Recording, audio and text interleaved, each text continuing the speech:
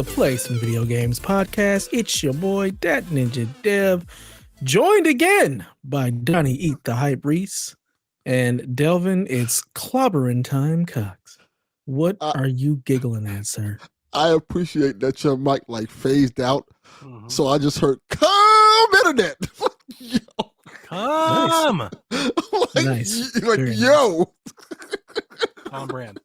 Yeah. Sometimes you got to make the internet come. Whoa, show up, and it is what it is. I like that opener way better. Yeah. Lexus Texas has been doing that for years. Wow. Wow. If you get that reference, you are old. Lord. Yes. Yeah. It's true. It's true. And we are old. This is definitely the old of us. Yes. D-Life clearly got that reference. Yep. He's part of the 7, actually it's the 8 now. It's the Ocho. Yeah, the Ocho. So what's up, Daniel? Got Lonzo back in Chicago for many years to come. Yep. Yeah. Hopefully he plays, who knows? Excited. Got Jimmy Butler the fuck out of there. Yeah, you did. Go. He's gone. He got his money. He's in Golden State. Jimmy got everything he wanted. Yeah. So didn't he say he wasn't going to sign an extension with Golden State? He was lying. 100% did. He signed a 2-year. What was it? It's called a lie, Dev. I forgot the terms. He signed. It's like a $120 million deal. Yeah, $121 million extension.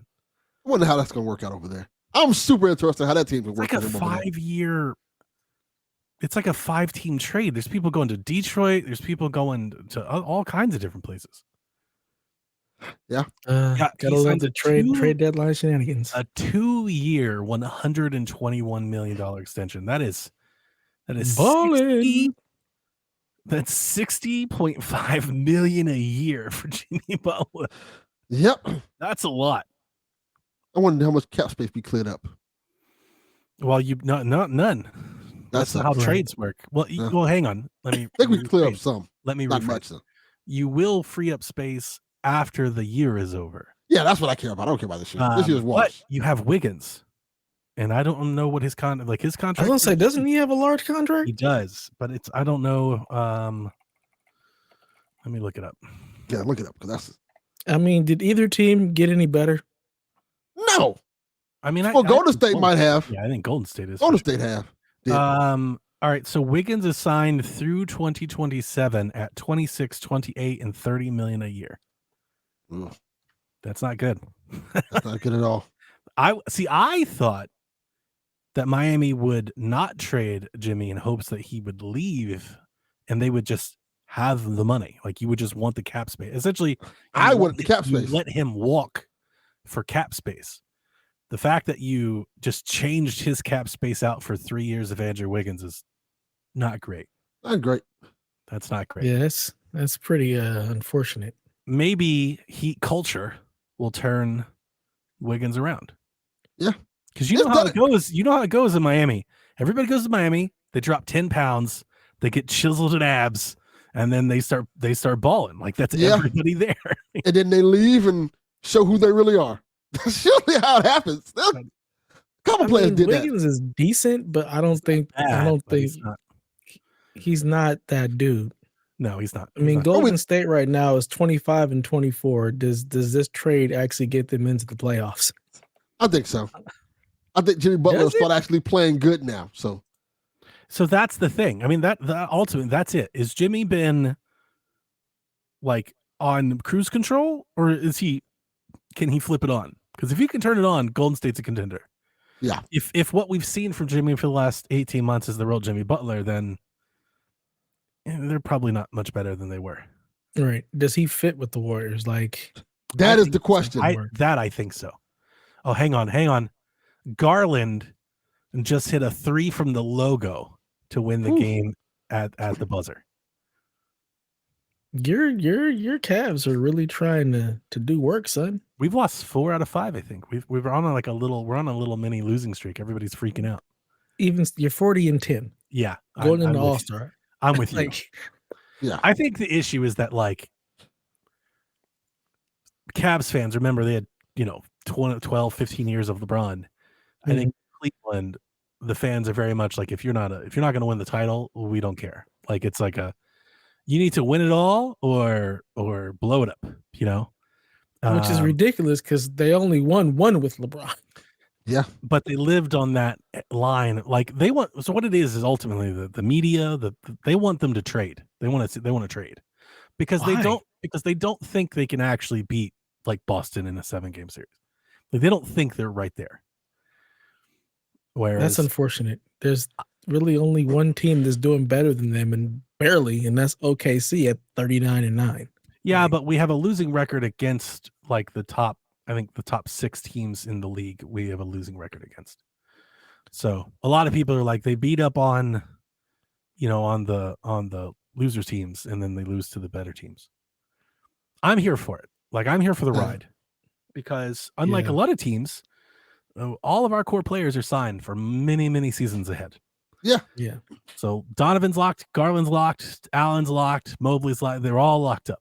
So I think you just get better with experience and time. Yeah, don't fuck up your nucleus. Yeah, I don't think they've even got a really good road record. I mean, they're 16-6 on the road. Like that's still really good. 8-1 in the division. People need to stop tripping. Yeah. Like Cleveland is a legit contender. Let it ride out. Yeah. I just got to figure out, can we get over the hump with Boston and get to the finals? Because I don't see anybody else. You get the right injury luck. You get the right star that gets upset and forces his way out of somewhere, and you're right there. Yeah. So I play the field. I play the field if I was Cleveland. I would too. So you want to talk about Luka? Oh. I don't understand how the Lakers do this. Like it makes no sense. That's that Lakers privilege. Yeah. It's so weird. Like just going all the way back, like how did they get Kareem? Like that doesn't make any sense. And they got him for nothing. They got Wilt for nothing. Like they somehow managed to do this regularly. Shaq. They were smart enough somehow to trade for Kobe. They got Shaq as a free agent. Like Orlando let him go. In the Paul Gasol trade, like again, peanuts. Freaking Popovich was so heated at that trade. Like he lost his mind. Like how do y'all keep letting them do this? It just makes no sense. Like I don't understand how do you let Luka go. I didn't believe it when I woke up and saw it. Nobody did. Like I saw it in the Discord. I was like, that's fake. And then I didn't even see it in the Discord. Blue Sky, and I was like, oh, that's real. Like, oh no. Well, I was sick, so I wasn't even awake. Was I. I was dead. JV texted me at like 10:30 at night, and I was already asleep, dead to the world. I woke up and I'm seeing this text, Luka to the left. I'm like, talking about this is what fever dream. And then sure enough, I opened Discord and there it is. I'm like, well, you have got to be kidding me. This makes pretty wild. Absolutely no sense. And we got him for nothing. Oh, that's not true. You got him for Davis. Davis is a star. As far as I'm concerned, that's nothing. It's I know you oft injured player Davis is a star who's over the hill. I mean, it's definitely a bad trade, but he is a star. Oh, you don't win a gold medal without him. I don't care about a gold medal. It's the NBA. We don't win gold medals. I'm just saying. America doesn't even deserve gold medals. Like we don't deserve to be on the world stage. If Dallas had their bigs back and they were like legit, like last year, I low-key kind of love the Dallas squad. Only in matchups though, right? Like everybody has to stay healthy and everything, of course. Mm-hmm. But like for like 1 year, for like this season, I kind of don't hate it. Like I kind of get what they're at least trying to do. But you never make that trade. Like it's just a crazy, like it's you've traded a decade of the franchise for, a mediocre run at best. Yeah, that's just it. Like the possibility of a run in the 100%. Next like 1 to 2 years. And are y'all really beating OK? Are you beating OKC? Nope. If they were healthy this year, I'd like to see them. I'm not going to lie to you. They're so big. I know nobody cares because of the star power. I get it. But they're so big, like everywhere. Remember when Milwaukee did this a couple years ago where they were just like 6'8" across the board? Yeah. That's kind of Dallas right now. It's Kyrie and a bunch of giants at every position. I kind of want to see it.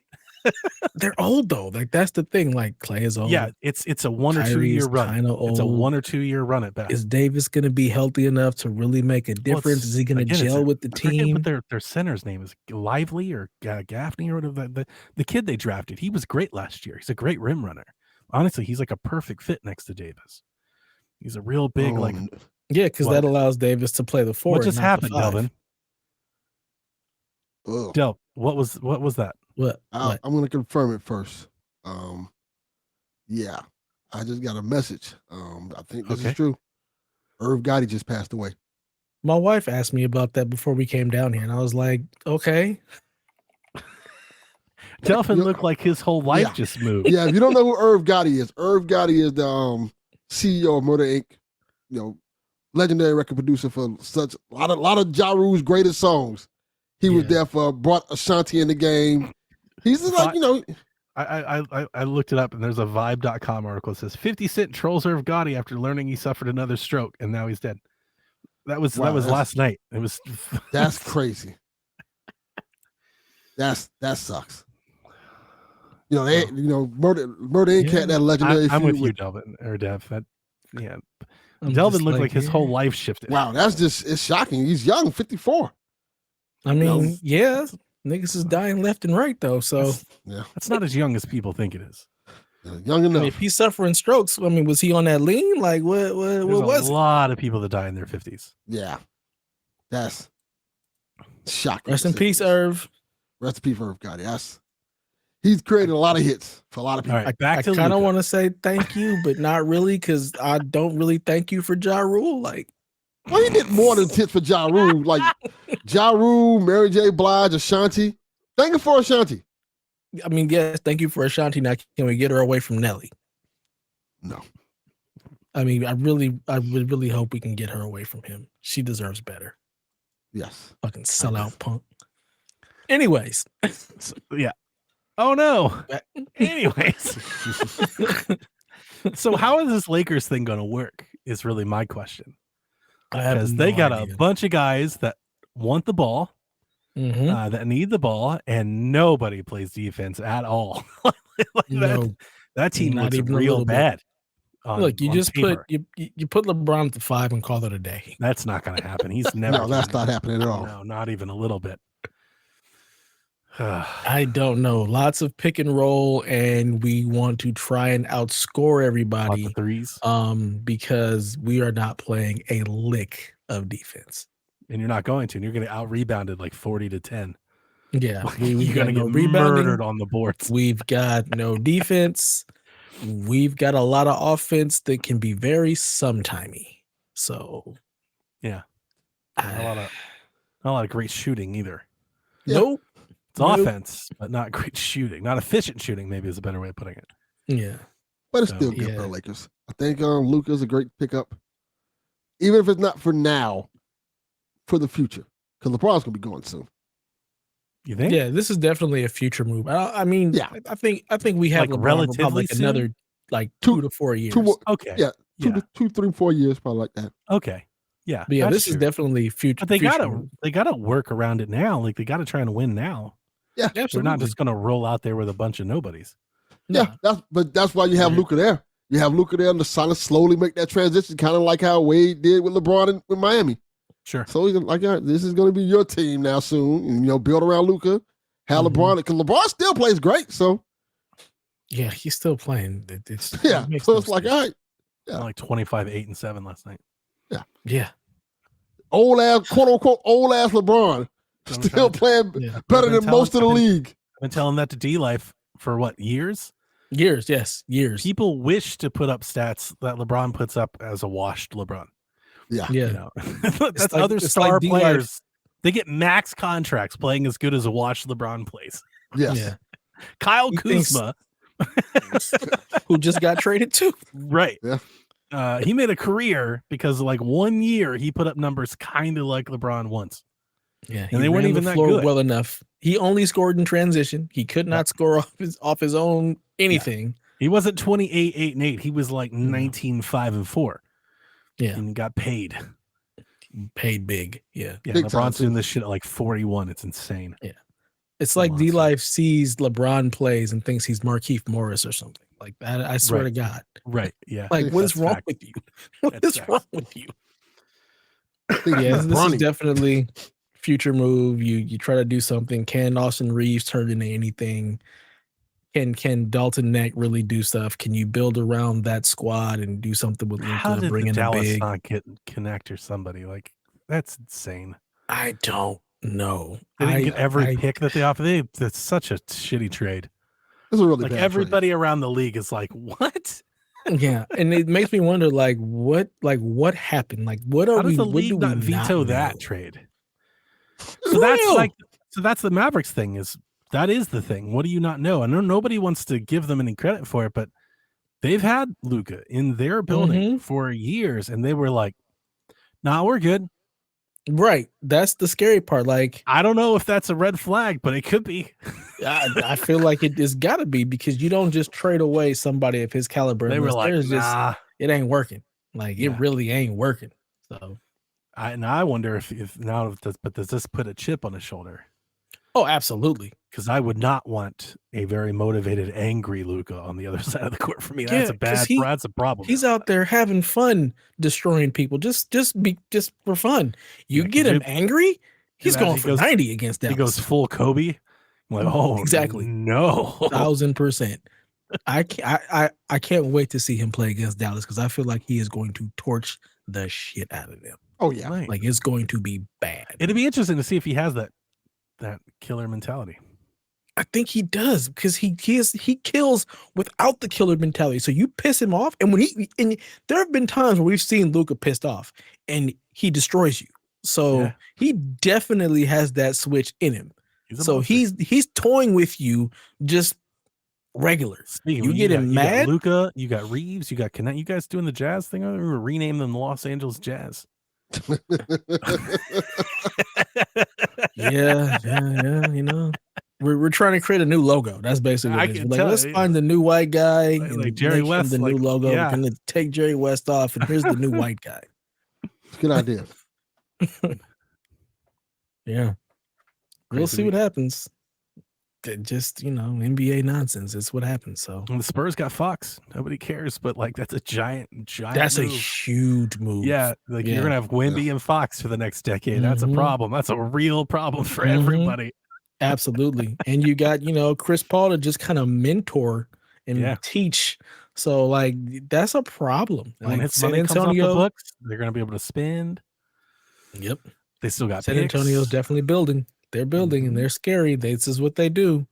Yep. So, yeah, they're going to be good. You still got OKC and like their plethora of picks and talent, so they're going to be a problem. The West is the West again. Like, they're slowly becoming just this dominant force of shenanigans. And the East is gonna be the East. Yeah, the East is good. East is good, but East is top heavy. Yes, we're top like heavy, they've always been. Like they've always been. The top is really good though. Yeah, the top, the three best teams in the NBA in the East, and then like, all right, the West, every team is like the best. That's always been. 1 through 8 in the West is always really good. In the East, like, all right, we got 3 good teams. 1 through 4. Yeah, we got 3. Everybody else is just barely above 500. Yeah. If that. 3, maybe 4 good teams. Yeah, 500 teams from five down. Yeah, basically. Oh man, it's so funny how that happens. Yeah, this is shaping up to be an interesting year to see what everything turns into after All-Star break. See which trades pan out, which ones don't. Yeah. So, thank you for the good times, NBA. Thank you very much. Busy Fuck, trade that was season. so crazy to wake up to. Just complete disbelief. yeah. All right. Delvin, you go first. What the hell you been up to? Oh, not much. I played a game. I'm still playing a game. We do that. Yeah, we play some he's on a video roll. games. We play I a am the- video game. Yeah, I am the sum.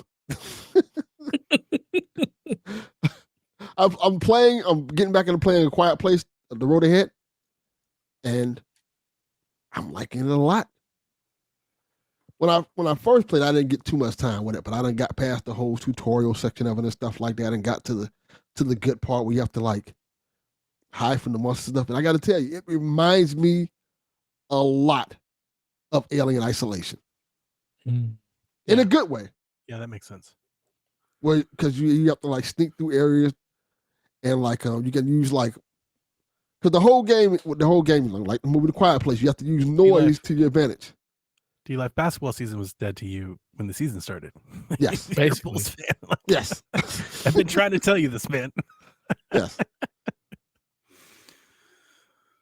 But yeah. What I like about the game a lot is it kind of takes some of the conventional stuff about video games and kind of like tosses them aside. In terms of like, for example, in most stealth video games, when you're hiding from something, you have to go hide in a bush or something like that. The game specifically tells you, don't do that because the bush makes noises, and if they hear that, they will kill you. Yeah, like that makes sense. So you have to find like different ways to get past these creatures and things like that. And it's really cool because the whole storyline is you play this pregnant asthmatic girl. Yes, this is a real thing. Perfect. the best thing to be in this Great universe. for the apocalypse. Yes, pregnant and asthmatic. You might as well just make some noise. Yeah, and what happens? And she's staying in this bunker with her her dad. It's like this group. It's her dad, her boyfriend's, well, her husband who died, mother, and these other people. Her husband who died, mother, is like her mother-in-law, like runs the group, and she blames her for her husband's death. So she's kind of catty to her and stuff like that. And she doesn't know. And then she finds out she's pregnant, and she kind of just locks her in this room, isolates her. Like, because you're not going to kill another one of my kids. That's her whole thing. And the bunker gets attacked. You have to escape. You escape out the bunker. So now you're going to this other bunker that's on the other side of town to meet up with your dad. And as you're doing this, it's telling the story of like the backstory of what happened and stuff, like the Quiet Place movie.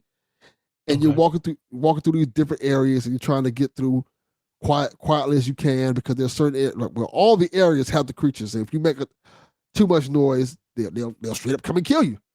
Well, they give you warning. It's not like Alien Isolation. One of the things I didn't like about Alien Isolation was you never know when the alien's going to come behind you. Sometimes the deaths feel cheap.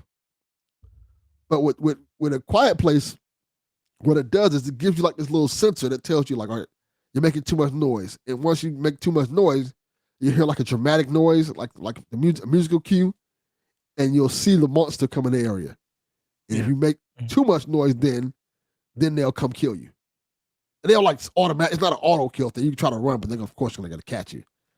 And they have things where you can like try to get away from the monster. Like they'll have like, you can throw bottles and make noises other places. And it's a really fun, interesting game. I don't think either one of you will like it, by the way, because it's a super stealth game. Yeah, I'm not playing that. I like stealth, but I need to be able to murder things with. You can't murder. You're not murdered. You are getting murdered. It's like I said, it's more Alien Isolation. I'm not trying to play hide and seek. I need to be able to fight and murder the things that are trying to kill me. Yeah. Yeah, you want agency. Yes. Yes. This is more survival. And the cool thing about it is you have these other sections that you play that's before the outbreak that kind of tells the other story. It kind of feels like Life is Strangers almost. Where you're like walking around this little hub area, you're talking to the family members, and you're getting a little bit of a side story. You're going through their house, and you're like, oh, look about this record. I know your mom was into this record. And they're just kind of fleshing out the story. There's a really cool aspects of that. So far, I like the game a lot. I've seen the game get very mixed reviews. Like I saw someone say it's terrible, and saw someone say it's pretty good. I think, in my opinion, it falls like in the 7 area. It's good. It's enjoyable, but I know like if you don't have the patience for these type of games, this ain't for you. But if you like the Quiet Place movie, I think this is a good representation of what that movie is. So I'd rather, this is one of those things where it's just like you're not really playing much. You're just hiding and waiting for things to pass by as the story happens around you.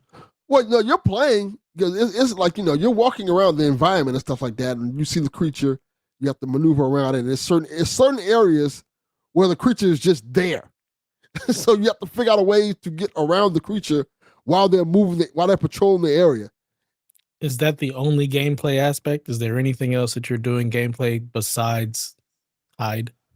That's the other aspects. You have to like the main thing is that you're maneuvering through the area. So you have to like certain areas are blocked off. You have to find ways Those to puzzles unblock and it. stuff. Yeah, kind of a little bit puzzle. It's light puzzles, like you have to get planks and make like a bridge for you to walk across. And one of my favorite things to do is sometimes there's these glass windows that you have to break open with like a brick. But when you do that, the creature comes towards you because they heard the noise and it makes the creature more alert. You have to figure out how to break that break the window without them being alerted towards you and trying to come at you. Let me throw the brick at the creature. Stupid. No, that's not a good idea at all. I just want to fight. Yeah, you're not fighting this game.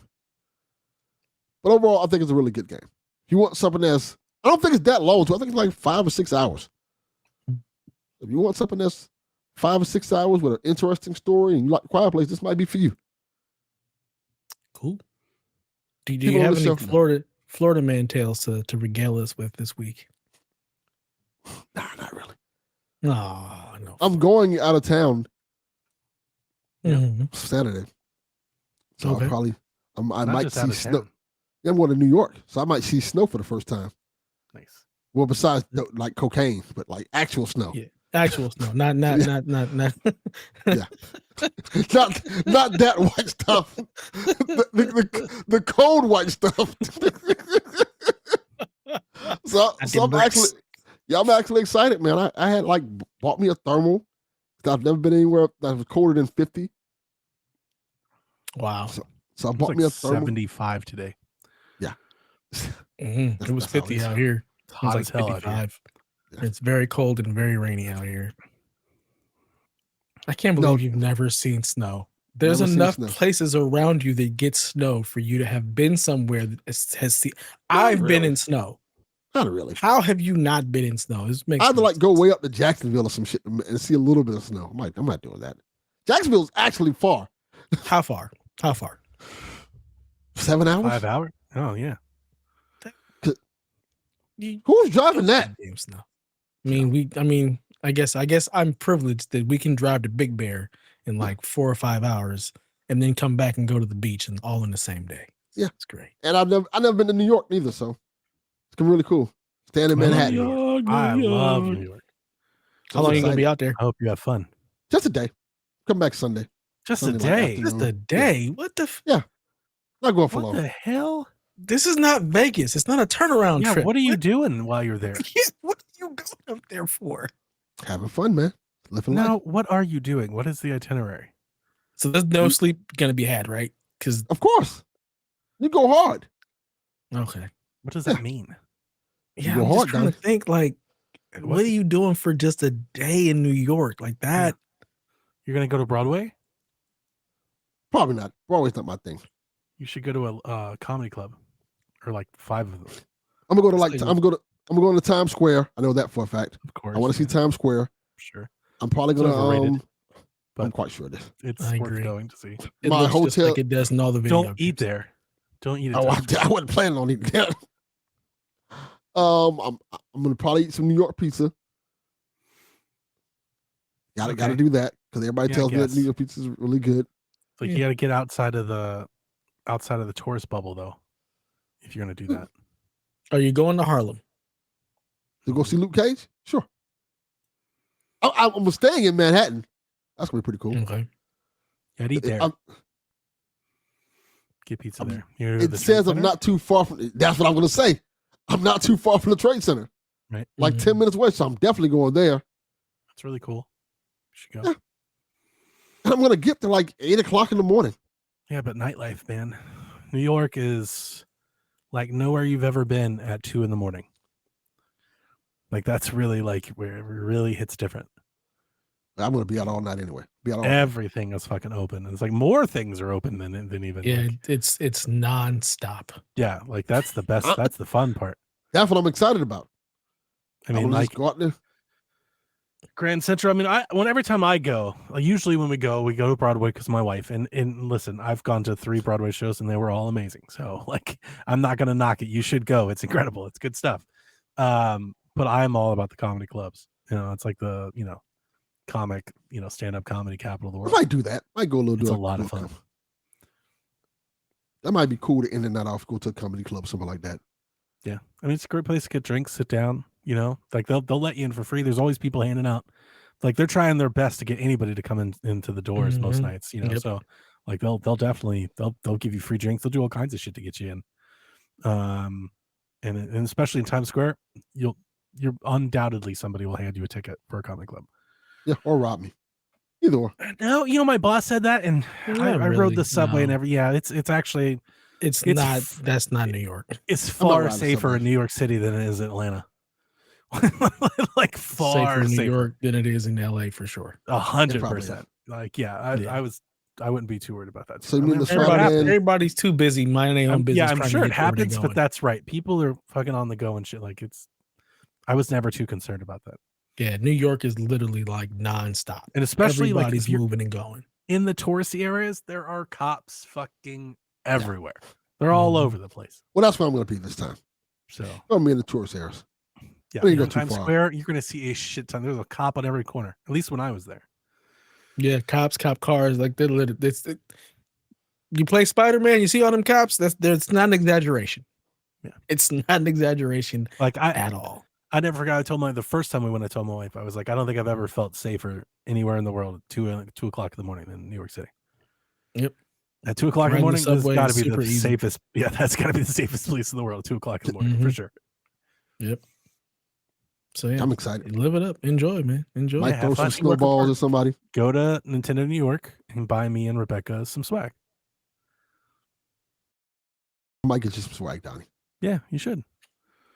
If I was there, I would buy you some swag. I mean, like you're there. Where is it at? It's off Rockefeller Center. If you're gonna go to Rockefeller Center, where like the big Christmas tree and everything is, if you're gonna be around there, then you should swing by. Let me see. In New York. You should go ice skating too. That's not happening. I want to get a TikTok of him. Can I skate? Ankle broken or something. I've never ice skated. No. Yeah. I've never been snow. Oh, you're like, you can't ice skate? You don't need snow to ice skate. Ice skate rinks exist without snow. In Miami? No. There's no ice skate rinks in Miami. That sounds I've never seen one. I went to a roller skates. Roller rink plenty of times before. If you can roller skate, you should almost be able to ice skate. Probably not. Don't they have a hockey team in Florida? There's ice rinks somewhere. The Florida Panthers? Yeah. Yeah. That's true. Tampa Bay Lightning. Yeah. Y'all got y'all got two hockey teams. There's hockey out there. Finally goddamn ice skating rink. When the Panthers were here, I didn't even go to their goddamn game. I wouldn't go ice skating. I wouldn't do that. No. Don't do that. That's a waste of your time. Well, yeah. Why would I go to ice skating in New York? I'm not doing that. But definitely find dude, the food is great. Don't spend all your time just eating pizza. Like get off on the sides and stuff. Get into some of these delis and get yourself like a real fucking like sandwich or hot dog or like a salad. Like it's the best. It's very good. That might be a good idea. When I was staying, we stayed in Times Square once, and right off like a block and a half away from where we were staying was just like this deli convenience store, and in the middle of it they had a salad like sandwich bar that literally was 24/7. There was a person there at all hours, and I got like the best salad I've ever had. Like they grilled a steak and everything and put on fucking salad and tossed it like 4 o'clock in the morning. I was like, this is legit. I could legit love it here. Like this is amazing. Stuff like that's super fun. So definitely I would tell you to walk the extra blocks. Don't eat at chains. Like take in New York food. Yeah, I'm down. I'm going to try everything I can. I'm excited for the food. Yeah. Find like a top ramen place. Like ask your concierge, like where's the best ramen place near you? Like definitely, yeah, take into some of that stuff. Really good, like world cuisine. And I love New York City. They told me don't rent a car. They just said you don't need to. No. Absolutely not. Absolutely not. No, you can't drive in New York. They have the greatest subway system ever. You will get wherever you need to go. Yeah. Trust me. On your There's Tuesday. absolutely no reason to get no damn car. Yeah. There's people live in New York and don't own cars. There's no point. It's super easy to navigate. You spend the sad part is that you're only be there for a day. It's like you feel like I spent like a day getting my bearings, and then once you get your bearing, you can go all over that island back and forth, and like it's nothing. Like it's nothing. I can't imagine just being there for a day. It's almost like it's like you can't see it all. Like that's not enough time. That's all I need. No, it's not. That's all I need. You'll be surprised about stuff I get done in a day. I get a remarkable lot of stuff done in a day when I don't have to be bothered by no one. I get around. Okay. Yeah, we'll see. We can't wait for the adventures of Delphin in New York. Also, pictures. Also, I am the type of person who, once I've gotten that day done and just like day 2 comes, like, all right, bro, I'm ready to go. I'm that person too. I'm always been. My wife makes me. I'm always like the leave early, cut things short person because I like being at home. Yeah. Yeah. But even in New York, like I want a good like 5 days. By like day 5, I'm ready to like probably leave. But like I need at least like 3 solid days. I was gonna say three would be what I would want. Yeah. I did that in North Carolina. 2 times I've been there, it's been 3 to 5 days. I did that in North Carolina. When I was in North Carolina, I was like at day that's 3. North Carolina. It ain't the same. And I love North Carolina. That ain't the same. North Carolina is a place you go for a day. North Carolina, New York. North Carolina don't know. Is my kind of place. Oh my God. I like North Carolina a lot. Okay. Like, God damn, these streets are clean. It's peaceful. That's true. Yeah. It's clean as fuck there. It's pretty but that's not a place you go to like visit and do things. No. Oh, I did things there. I had fun. Lots of fun. You went to what, a con or something? No, I went. I never told this story on this show. You did. You did. I just don't remember because we went to a Heat game up there. Was like a bachelor party or something? You went? Oh no, it was just us high school friends getting together, hanging out again because we haven't hung out together as a group like in 20 years. Hey guys, we haven't seen each other in 20 years. Let's all meet up in North Carolina. Yeah, they were like, let's go to a Heat game. That's wild. Let's go see the Charlotte Hornets play basketball. And beat the Delvin, Heat. You've got some shitty friends. the shitty part was I told them. Even Daniel would treat you better than that. Like that is some shit. Right there, I told them, let me pick the tickets. Now let me pick tickets. They picked the worst fucking tickets they could possibly got. We were sitting in the rafters like fucking Sting. Oh no! Oh no! Like this is fucking awful. Like that sucks. Like we could have, and you know the Hornets weren't that great then. So the ticket, I'm quite sure we could have got way better tickets for like not that great now.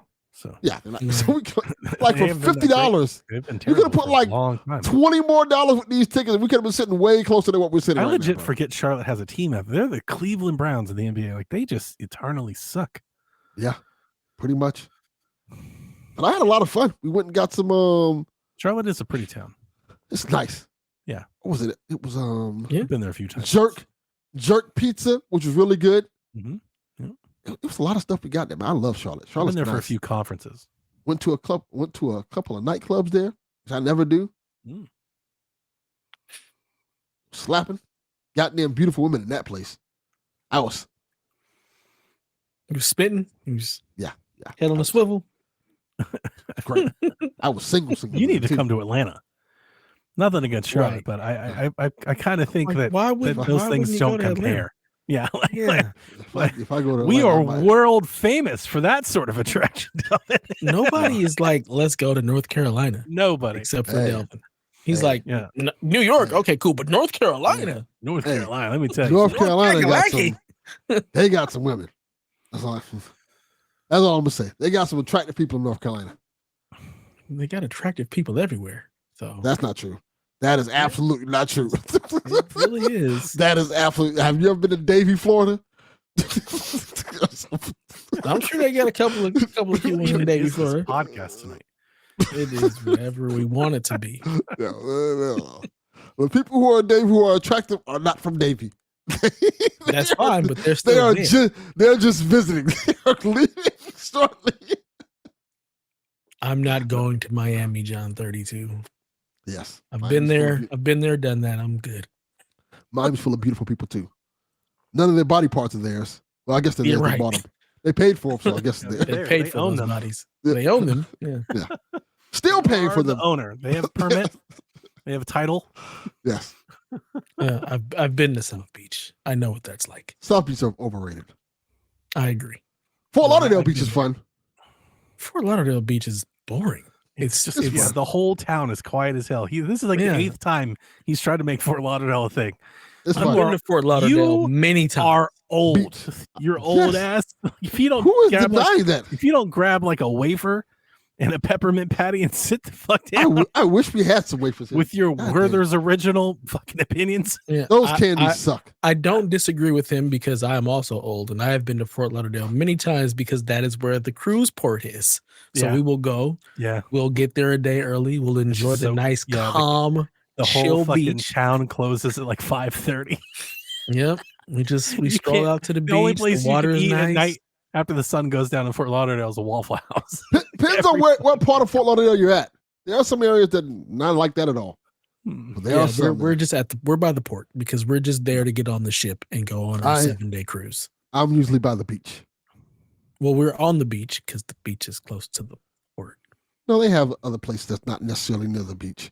That's on the port. Well, yeah, but I'm there to be on the beach to then go to the ship. So I'm always we're stay on beachfront property when we've gone beachfront hotels. So you just walk onto the beach, get in the water that has no waves. That'll never be normal to me. The fact that like it's just still no way because the Pacific is insane. Like you're going to get destroyed by the beach. So going to Fort Lauderdale and then going to the beach and being like, it's warm and I can just walk. It's just like a out as far as I want, and there's no surfing. It's just it was so. Might see a shark. I bitch to my wife all the time when we go to the beaches because I so badly want like that Pacific beach experience. I want to go get smacked by like a 15-foot wave so bad. I just want to go jump in like these giant waves. It like makes me so happy, and they're never ever here. I have to go swimming like when hurricanes are coming, and my wife's freaking out that like I'm gonna get pulled away, and it's like the only time I can actually find. And the water is so nasty. Jellyfish. Like on the Georgia coast, it's all like gray and mixed up, marshy. Or you like in the Gulf Coast, it's just like still, and you feel like you're in like a kiddie pool. You're like, oh yeah. At least for Lauderdale, the water was very clear. Like you could see fish swimming around. Yeah, that's true. Yes, you don't get that and go to Venice Beach. It was filthy. You ever go to like the Panhandle and you get like some of that water? You're like, oh, I've never been there. Never been to that. Like, oh, yeah. Jellyfish Dev. That's his new nickname. No, he's talking about jellyfish and how much they suck. No, they're great. That's Dev. Jellyfish. Jellyfish Dev. Jellyfish Dev. Whatever. It's also correct. Family member. We have no business in South Beach. Nope. Been married since 23. South Beach, I go with my wife, and we just kind of laugh. Well, June, I'm not married anymore. Haven't been for quite a while. So you should just live on South Beach. Don't have to have a house. I didn't literally mean live on the beach. No, I don't want. I can't. You don't live on South Beach. You go out there and you leave as soon as possible. Then why go? I can't say that on the podcast, Dev. We're in enough trouble. Are we? Yeah. Speaking of that, like, what the hell did y'all do? I didn't do anything. My DMs are full. He wasn't there. He was not. Delvin was not a part of that conversation. No, not even. It was literally me and Indio Techno. He posted something about the freaking Kansas City. I'm like, Kansas City doesn't have fans. Like, stop it. You're lying. They don't exist. It's not real. I hate Kansas City. And I mean, for me, it's personal because the last 2 times my team gone to Super Bowl, they lost to Kansas City. So I hate them. So we're just going back and forth, talking trash. It's definitely the team's fault. It's the coach's fault. It's the coach's fault for sure. Like, because we were up. We shouldn't have lost those games. But So it was just like the back and forth of just, the random trash talking. Daniel comes in with it's a Taylor Swift effect. So then everything Goddamn, shifts Daniel. to Taylor Swift. And you didn't got me in trouble. You got Delvin in trouble. I mean, for the most part, we didn't. I personally don't think that we said anything that was terrible. The biggest thing was like we don't find Taylor Swift attractive, but she's the upgrade for Kelsey. Like we gave her all the props in the world. Like you went it was like you went from whatever that chick is. I've already to lost. That chick. This is me then. Like I clicked in that channel once, saw the knot, and I was like muted. Like I will see this later. Like I'm not here. I'm not watching. I'm not reading all this shit. Much like I was with the Strong South channel. Yeah. I saw that nonsense and they're like, absolutely not. Yeah. But yeah, that's all it was. It was really mostly us just talking trash about Kansas City. Rebecca quit the band. We'll see if she shows up this weekend. Might be a solo show. I can't come. Call it a fireside chat. I will probably be on a plane. It might be. Hopefully that plane lands. I hope you get a black pilot because they're going to do everything they have to land that plane. Yeah. What do you think about landing the plane or the color of the pilot? What a fucking wild outland! Like what? Yeah, insanity. We can't do that. We can't do that. Insanity. Yeah. Hi, Garrett. Want to come back to the Nintendo Shack? Hey, Garrett. Yeah, like Shack opening. See you Sunday. See you Sunday, bro. Oh my god. So Donnie, you were dying last week. What have you been up to in Who cares? The meantime? We got a long show to get through. I don't know. Yeah. Who cares? I'm playing Life is Strange. I haven't played it since I talked about it on Shack. So I haven't played anything since I talked about it on Shack. I've been working and like getting resurrected because I was like fucking really sick. Like really sick. like really sick. Like it was in a world of hurt for a couple of days there. I was like, oh no. Damn. That's twice COVID has licked me. Like bad. Oh, you had COVID? Yeah, I had COVID. Yep. I didn't realize I didn't know you had COVID. Daughter got COVID, wife got COVID, and I got COVID like 3 days later. Jesus. And I had a fever for like 12 straight hours. I told the story on Shack. Like I usually sleep basically almost naked, if not naked. And I have like a giant air conditioner and a giant fan, like a shop fan, like a barrel fan, an industrial fan. Because I'm hot natured when I sleep. So I'm always trying to cool myself off. I cannot sleep if it's like 74 degrees. Like that's the hottest it goes. Like I just can't. So it's really crazy for me to ever feel cold. I had a fever. It was 100.5. Sorry, 100.5. I'll say, sir? Yeah, no, 100.5. And it was for like 12 hours. Wow. And during that time, I had the chills and was freezing. I was wearing like 2 pairs of jogging pants, like a hoodie and a sweater and shirt. And like I was in the bed under every blanket I had, literally freezing. I was like my hands, my toe, like I'm freezing. Like I cannot get warm to save my life. And achy, God, super, super achy. The only reprieve that I could find was taking a bath. I took like 5 baths that day, like that night. Wow. Because like I would get out and I would dry off and I would try to lay back down and it would all come back. And like it was just the only time I could feel good as if I could like lay in the bath in like hot water. So I was out of it, man. Like I was not having it. I remember I messaged you guys. I was like, I feel better. Like I think I'll make the show tonight. And then I woke up and I was like, no, this is awful. I don't feel good at all. This is you can end this now. And you guys know how much I've like podcasted through things and I was like, absolutely, that is the least of my concerns right now. Is the podcast. We would have kicked you off anyway. We'd have kicked you off. Like, you're not doing this. Get out of here. And even since like this weekend, like this weekend and this week, like I've tried to get back to it. And like I've noticed multiple times, like try to walk up the stairs, try to walk across the street, and like I'm breathing heavy. Like I got it, like deep. I still feel it today. I feel it. So, but no, I don't care to talk about anything that I've been playing. I got the car out. I shined Dizzy up. I haven't taken Dizzy out in months. And Sunday, I think it was everything, like the world. Like that stuff weighs on me in a way that I don't like. And like I had to mute the channel and I was like, I can't.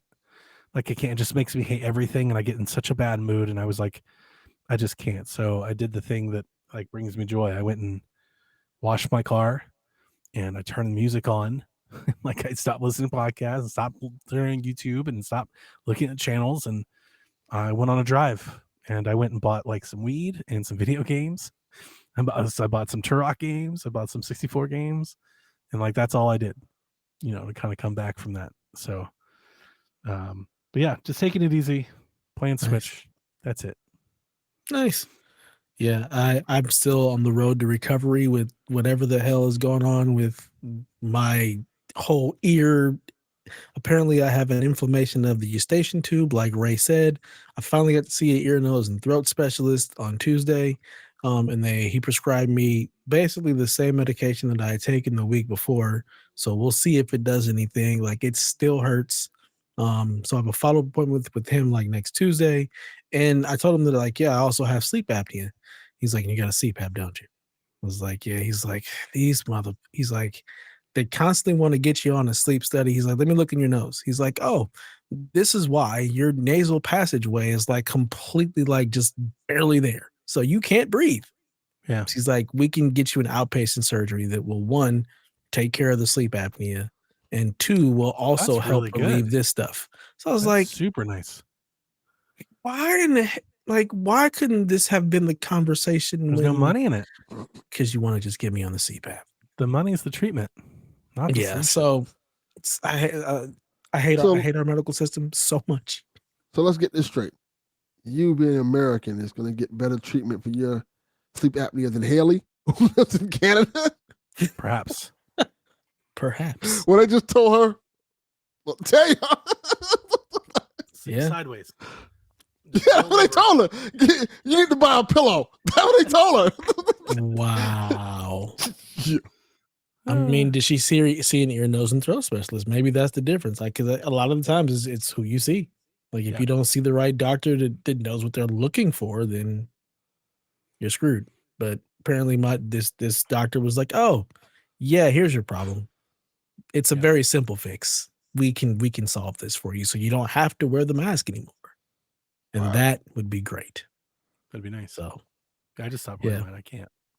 We talked about it. I just couldn't do it. I've gotten so used to it. I can't. Yeah. I tried. I think I tried for like 100 days. And I think I woke up with that mask on one time. I got through the night one time. Go see ENT. Go see ENT and see if you can get the same surgery. I just can't. Yeah. Well, mine isn't that. Mine is like I said, it's my weight, but it's my uvula. I have a giant uvula in the back of my throat.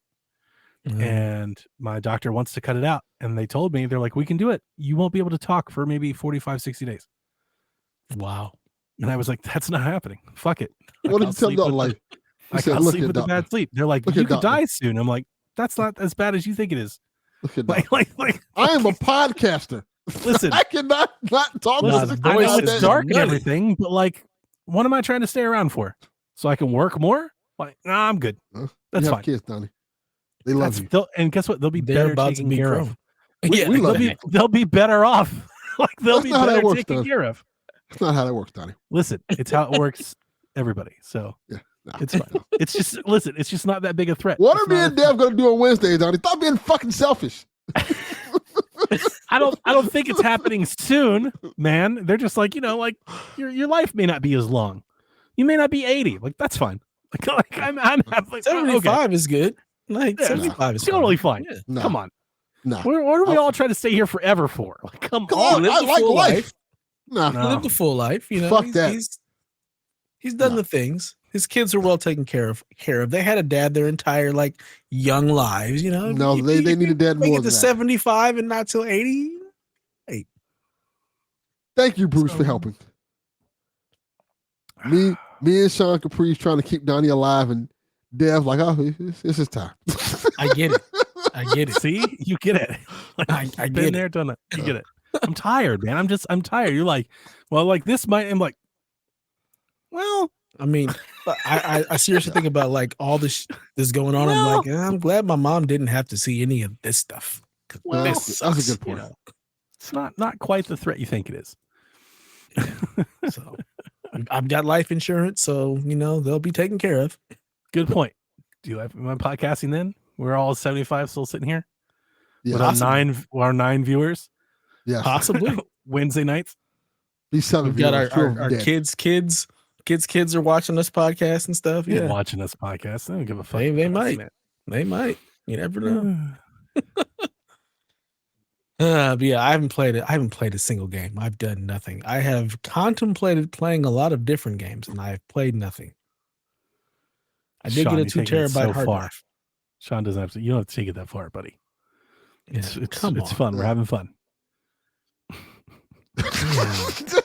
Come on, you know how ridiculous we are. Like, we are nonsense. You have to understand that you're gonna get the nonsense. We have to laugh through the tears. Thank you. Just Thank you, Deb. shenanigans. Deb gets it. Yeah, like we're gonna have some dark comedy because we're Have a dumb. mojito. Y'all, And a laugh. y'all didn't got what I was picking up. 5 viewers, your core audience is older. You guys, we're gonna miss you, D-Life. Now that's how you do it, folks.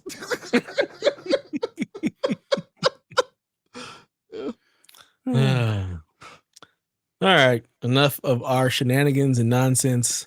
Donnie, there's news to be talked about, so let's talk about it. Let's get into it. All right, so this is all old news by now, which I'm actually glad about. So we had a time to really like digest and sit with this, and now we can actually talk about it. So last week, a day after you guys recorded, a day after the Xbox Direct, that was awesome. We had Doom and all these things that were announced. Phil Spencer went on those podcasts and he talked about his multi-platform stuff, which you guys talked about. And then the next day, they're like, Forza Horizon 5 is coming to PlayStation 5. So they hit that shit immediately. Yeah. They're like, you excited about Doom? You excited about South of Midnight? Good, because Forza's multi-platform. It's being ported to PlayStation by Panic Button. It will include all DLC packs and expansions, and crossplay will be available for all Forza 5 players across consoles, Xbox, PS5, as well as PC. In the wake of that, after Phil's comments, after his interviews, after we're going to keep doing it, we're going to do multi-platform, the rumor floodgates fucking just burst open. Now, if there's an Xbox game out there, there's a rumor about it being multi-platform. So Vandal reported on Flight Sim that Fable not only is going to be multi-platform, but it's coming day one to other platforms. Yep. It'll launch as a multi-platform game. They're also saying that Killer Instinct, Starfield are on the way. Those have been corroborated by The Verge. Ecstasis, who was the first person to say, hey, Forza's coming to PS5, he says that Gears Collection is real, and it will also be coming to PlayStation 5 and Switch 2. So I tried to think about how do we discuss this, because we've talked a lot about Xbox over the years, and I wrote down some questions that I think at least will steer us in, I think, a good direction. Okay. So there's lots to think about here, right? So the first thing I want to ask you is Xbox third party now, and why are they doing this? How did we get here? Why do we want to do this? And this really stemmed from, I posted in the Xbox chat. I don't think I could pull it up quickly because I think there's been a lot of conversation in Xbox land for a while, but I posted Phil's comments over the years. Somebody went and took his little, I just found it. Yeah. So here you go. Let me read this. In 2021, not that long ago, this all is happening in one console generation. In 2021, I quote, if you're an Xbox customer, the thing that we want you to know is that this is about delivering great exclusive games for you that ship on platforms where Game Pass exists. Remember that one? Mm-hmm. We're buying these studios, we're buying Bethesda, and this is why. This is our new mission. So in 2022, we get Sadia, who we're in the courtrooms, we're doing all the stuff about Activision, and Sadia says, hey, if this is about competition, if PlayStation's this is about competition, he said, let us have competition. Let us compete. That was 2022. Again, not that long ago. 2023, it shifts. We're not in the business of out consoling Sony or Nintendo. Mm-hmm. All right, so like suddenly it's like, wait a minute, something's happened. 2024. This was last year. You guys should remember this one very well. Phil Spencer. So 4 games, no promise beyond that. If you're on other platforms and you see these 4 games, don't take it as a signal that everything is coming. It's not, says Phil Spencer a year ago. Yeah. 2025, to keep games off other platforms is not a path for us. Well, we know now. So the reason that I asked this is Xbox, in all of their references to this, they keep calling themselves multi-platform. And I wonder why there's such there seems to be a concentrated effort not to call themselves third party. And does anybody agree with that? Is that just a me thing, or is there maybe a reason why you think they're maybe doing that? I mean, maybe because they're both, because they're not just third party. They still have a platform. It's not Right. like, Sega, where their console died out and they just went third party and only make games now. Like, Microsoft owns a ton of studios that make games, but they also have a console for you as well as the PC ecosystem. So when you think about it, any PC that runs Windows is still part of one of their platforms. So they technically are multi-platform in the way that they've got their console, they've got their streaming stuff, they've got the PC, they're putting their games on other consoles. So yeah, they're multi-platform. They're not really just a third party. They're more than that. Yeah. You can't be third party if you publish your own games on your console, right? That takes away from the idea of being third party, right? I don't think so. Because isn't the whole idea of a first party game being that Sony makes this game and it's on PlayStation? Which is why I don't think it really matters about the console. I think it's about the software, and I think they're third party.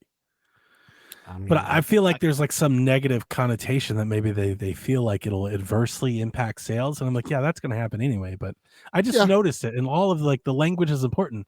In all their language, they never say third party. Like they're like it feels very coached. Like they've been told, don't say third party. I mean, I think it makes sense, because do you really want to just be like labeled as the new Sega? Or do you want to create your own legacy and create something different? I think that's happening whether they wanted to or not. I think it would if they no longer make consoles. If they truly stop making an Xbox, if there is no more Xbox, then yeah, they're just following in Sega's footsteps. But if they continue to make an Xbox and it actually does do something with sales, then they're creating something different. Okay, so Delvin, why are they doing this? To make money. Yeah. And also, until a grander scale, I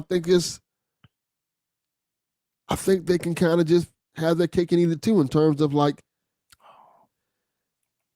they think they can, at least. Let me rephrase it like that.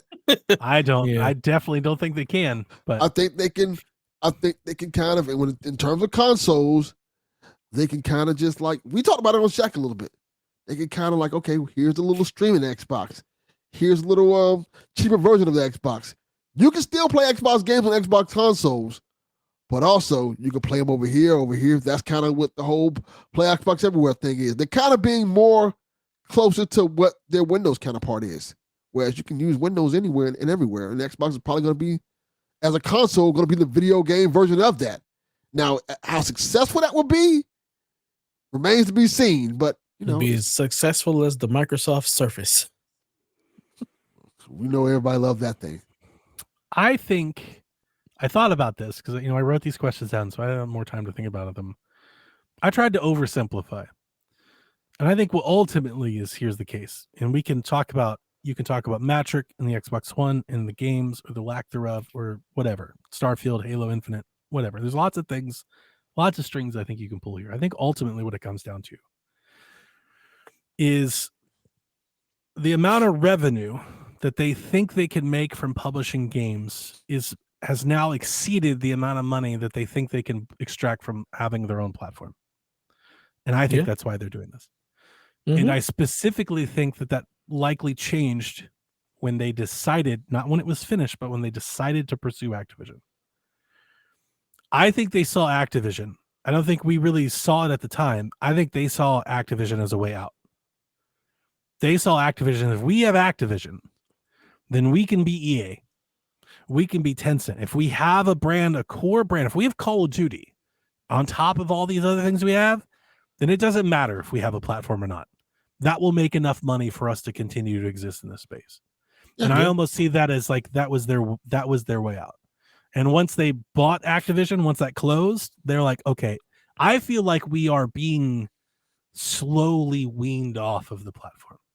I think that's the direction here. I think they are going to have more consoles and stuff, but because of their shift in strategy and the shift in business, I honestly think it's almost intentional to like slowly dwindle down that number and have like a soft landing to go third party, as opposed to a hard stop and having to face all the backlash and everything. Like they're trying to avoid that.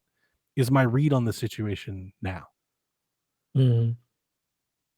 Yeah, I can definitely see that, and I think that their idea of having the console may end up just being like a streaming box. Like if you really don't want to get like, you don't really want to buy a PlayStation, you don't have a PC, we've got this little streaming box for you. It's an Xbox, and it'll take care of all of that for you. So they still have a hand in, the console space, the hardware space, but they're everywhere else. So, this is just like a little icing on top of the cake.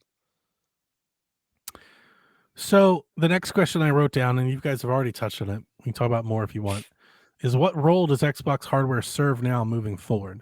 And I've got a couple of caveats to add to that.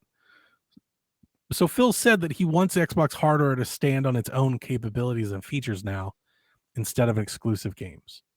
And I wanted to ask you, what do you think he means by that?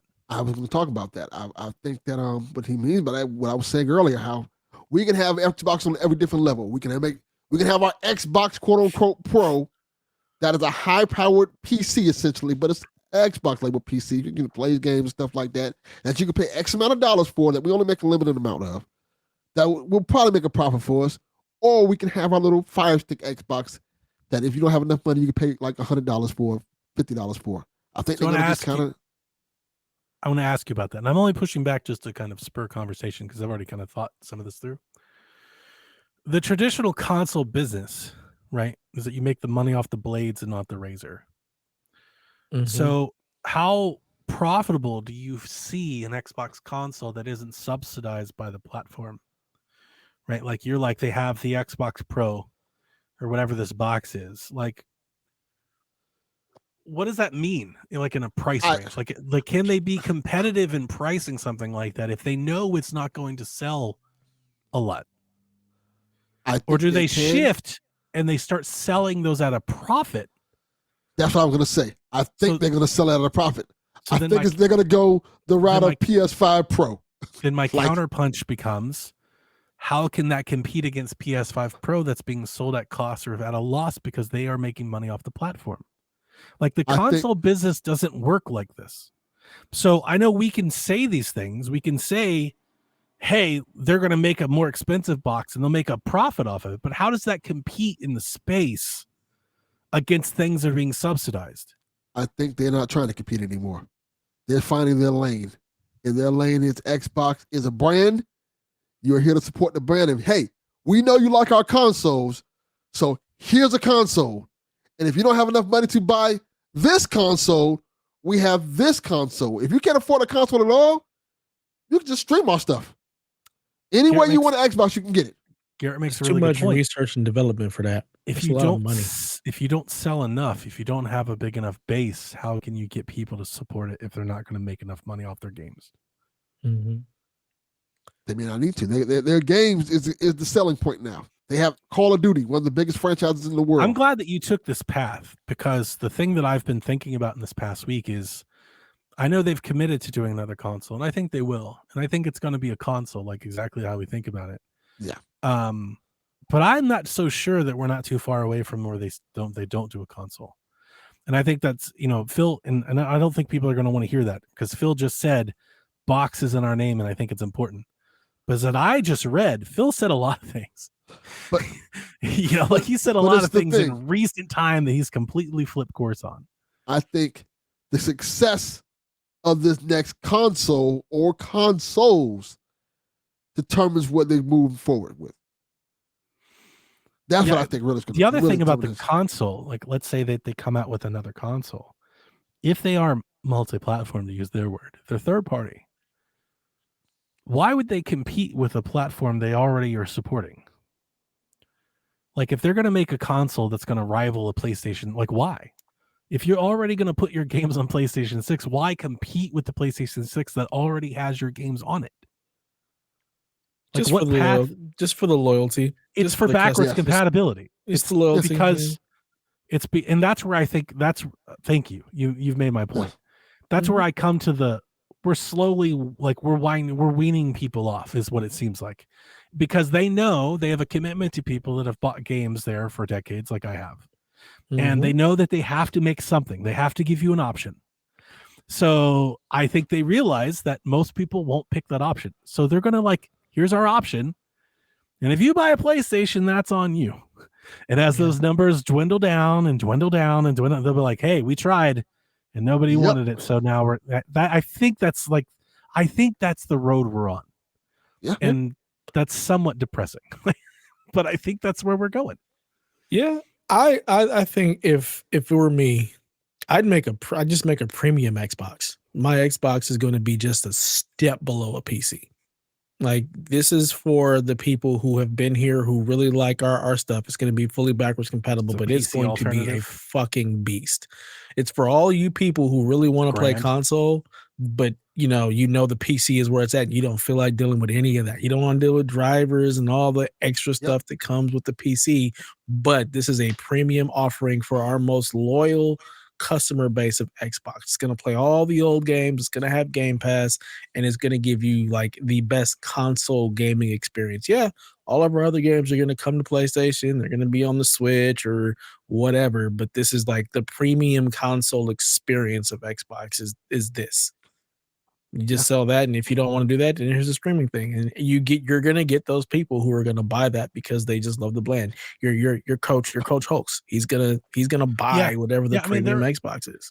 That's something I was gonna bring up. And you make it a boutique. It's a boutique. People that are gonna buy it just because that's what they've always bought.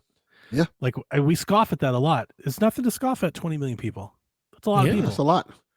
Especially if you can get them to buy something at a profit instead of a loss. Exactly. That's money made. You sell a boutique product at a profit to your most loyal fan base, and you still have all your games everywhere else. You go ROG Ally. Mm-hmm. Yeah.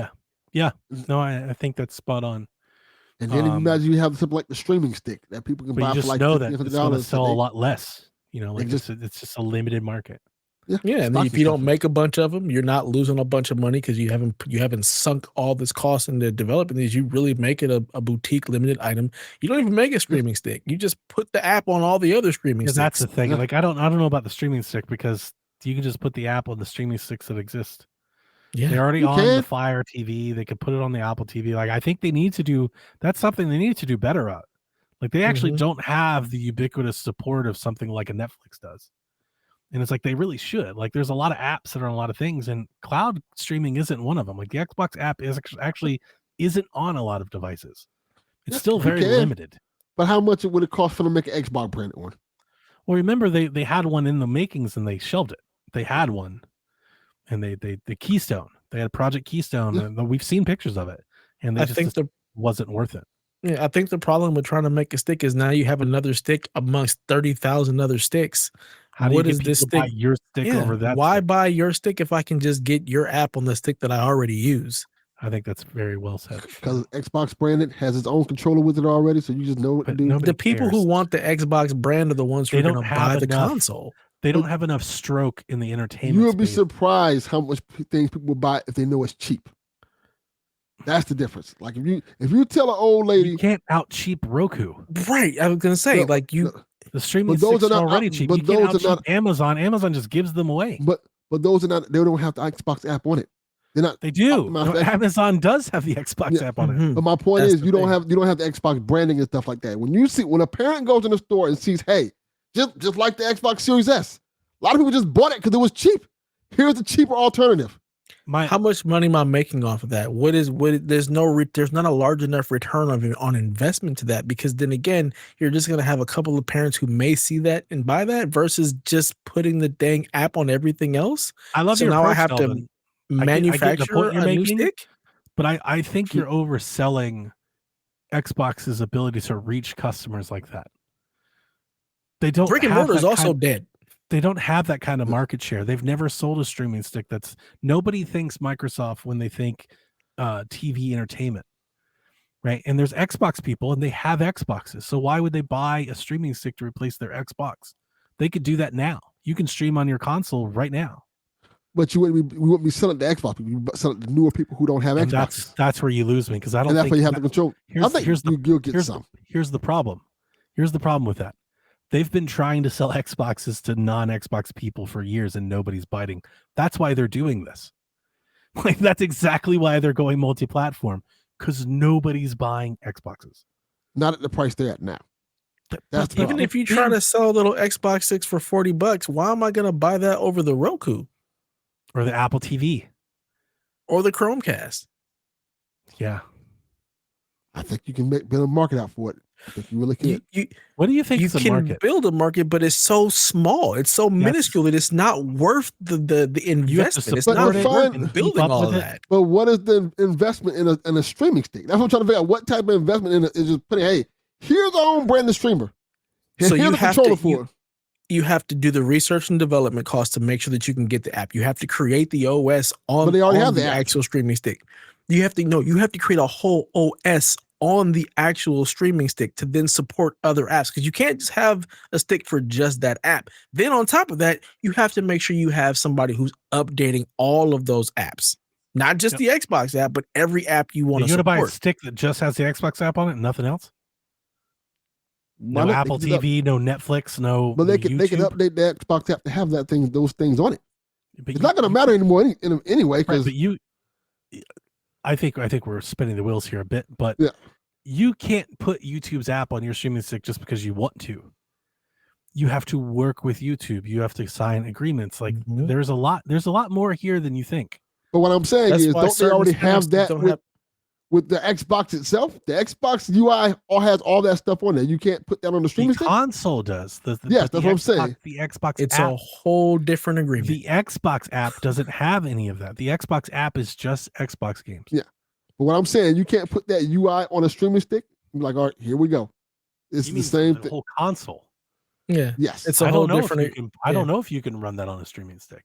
I think you might need more hardware than that. Yeah, you can't do that. And you'd have to have a whole new agreement for this new device, and you'd have to have whole new agreements for every app you want to support. And who knows what they may charge for that, because there's certain apps that are not on every streaming device. Like every little streaming doesn't have everything. With a controller, I think you're looking at least $100. I think people would buy it for $100. I think the question is how many. I don't think many. That's the problem. Not enough people to make it worth it, which is why they haven't done it yet. I think they'd have a hard time selling 2 million of those. Remember, the Steam Deck hasn't sold 5 million yet. I don't think they could sell half of what the Steam Deck sold with that. To be fair, the Steam Deck is still like $500, $400 or $500. So it's a little different. Steam Deck's a little harder to sell. I think it has a lot more marketability and a lot more value, even at a higher price than a streaming stick does. Yeah. I get what you're saying. I'm not trying to shoot your idea down, Devin. I'm really not. But I think the point is that when you try to sell that to people, I think people are going to go, I already have a streaming box or a stick. Why I've got 37 of them. I can already stream your Xbox app on my phone. So why do I need to buy something? I can already do it on my iPad, my computer. How many devices, right? Everything's an Xbox. How many devices do you already have that can do that with? Why would you buy a device to do that? You already have devices that can do that. But then that goes to the point, well, why would you buy Xbox then if you can stream it on anything else? Which is in general. That's the point. That is the whole point why I wrote these questions down. That's the point. Yeah. But again, that's why I said you make a premium product. You make a premium console. I think there's something there. I think you can sell that. I don't think you can sell a lot of it, but I think some of it will sell. Mm-hmm. But that's my point. Every answer we come to is going to come to, we can't sell a lot of this. So then it comes to the point where why do this? With this strategy, what is their core market? Like, if you're telling me we're going to make $1,000 PC that we brand Xbox and sell it to people, I'm like, can you outsell the Steam Deck with that product? Maybe. But I don't think it's much more than that. No. It's very limited. It's got to be like $700, $700 like right below like entry level PC, but better than a console. And we're right back to where we are now. If you can get all of those games on a PlayStation for relatively the same cost, plus the PlayStation games, why would you choose the Xbox?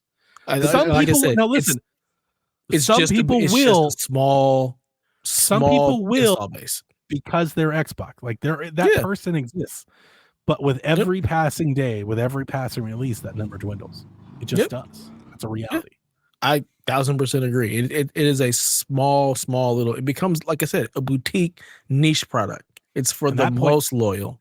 That's where I ask, like, why even compete with the console? Like, why not just support the one console? Like, you shouldn't even compete with like, just push people that way. See, I actually would take maybe a slightly different approach. Maybe I'll split the difference between the both of you. I say you go the Series S route. You make a games box that's affordable, that can play games, but it's not at the highest end.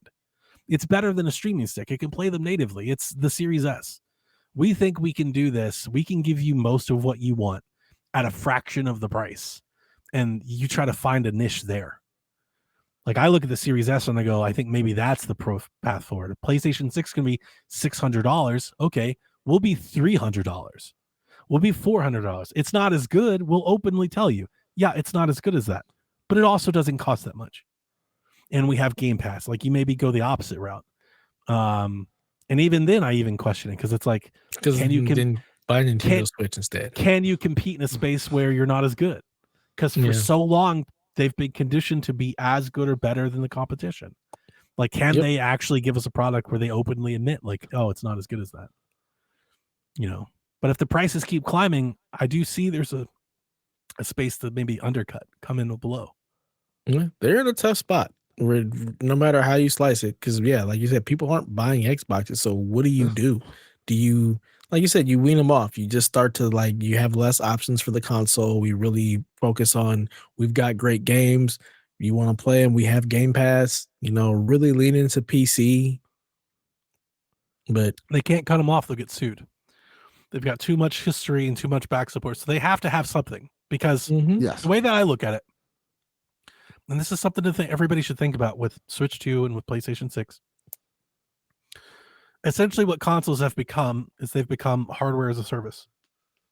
And that your consoles are only as good as long as those servers are on. And as long as they keep to backwards compatibility on future devices, it's basically planned obsolescence. You'll buy the new thing eventually because your old thing will just stop working. Like, you can turn it on and play games on it, but you won't be able to download your library. You won't be able to buy new things. So you've got to get the new hardware to keep going, right? So I think that's why Xbox will have a console. I think that's maybe the core reason why Xbox will have something. They will have something you can buy from them. But I think they won't be very competitive in the space because of this strategy. And it's just to dwindle it down to a point where they can safely turn it off. They can't turn it off now. There's too many people. There's 25 million people that, depend on them. Which is a lot. If they can whittle that number down to single digits, then I think they actually can maybe back out. I'm not concerned, because I think I'm going to quit saying that. I'm here to support them either way. I love Gears of War, right? So I'm just going to buy Gears of War, like, wherever Gears of War is sold. So, like, I'm here to support them either way. But in all this talk, there's a lot of people that are just very happy about this news. Of course they are. There's a lot of PlayStation fans that are like, this is great. I can just buy Halo on my PlayStation. This is perfect. And that's true, and I think we see a lot of that I think more games for more people is good. It's like a veiled message, because it's like, of course you do, like, everybody does, but, like, that's not the point. There are people, millions of people, that have built libraries on Xbox, have paid there and give them lots of money, right? Like, they deserve to be supported, and it shouldn't come at a cost of their exclusives, but it is, right? But a lot of those games that are there aren't on PC. Can't play Fable 2 on PC. Yep. So there's a lot of people like, you just move to PC. Can't. And there's a lot of a lot of backwards library, even on console, that aren't supported natively on other devices. And my fear right now is that they think streaming is the solution to that. That at some point they're like, our console is the streaming app. It's the streaming by whatever. And they're like, you can play all your old games via the cloud. That's my biggest concern. Because I can play all my stuff natively on PC. Like, I'm not too worried about that. All the stuff in the future, I could care less about. I'm really more concerned about all the stuff that's in the past. The stuff that I can turn on my Xbox now and play. Like, I'm worried about in the next 5 years, 10 years. Do I still have that option? Or is it like, you can play it. We'll stream it to you. You know, kind of like PlayStation did with PS3. Yep. You know, they're like, yeah, we'll give you an option to play it. You can play it. Like, you won't want to. Like, you know, nobody will want to, but you can. This is why I still have all my old consoles. If I want to play those games, I can. Yeah. Yeah. So I look at the backwards thing and I'm like, do you deserve it? It was there for there. And if you have it on that console and you still have it, then you're good. But I don't necessarily think that there's any that Microsoft or Xbox has any need to support that. They don't actually need to do that, in my opinion. That's but and I should have maybe said this at the start. That's my fear with there's been a lot of talk. We've talked about it. I feel like there's a lot of momentum for them to have like a hybrid device. People look at the Steam Deck and they're like, Xbox, make a PC that looks like a console. And that's my fear with that idea, is that there's a lot of software that's not on PC.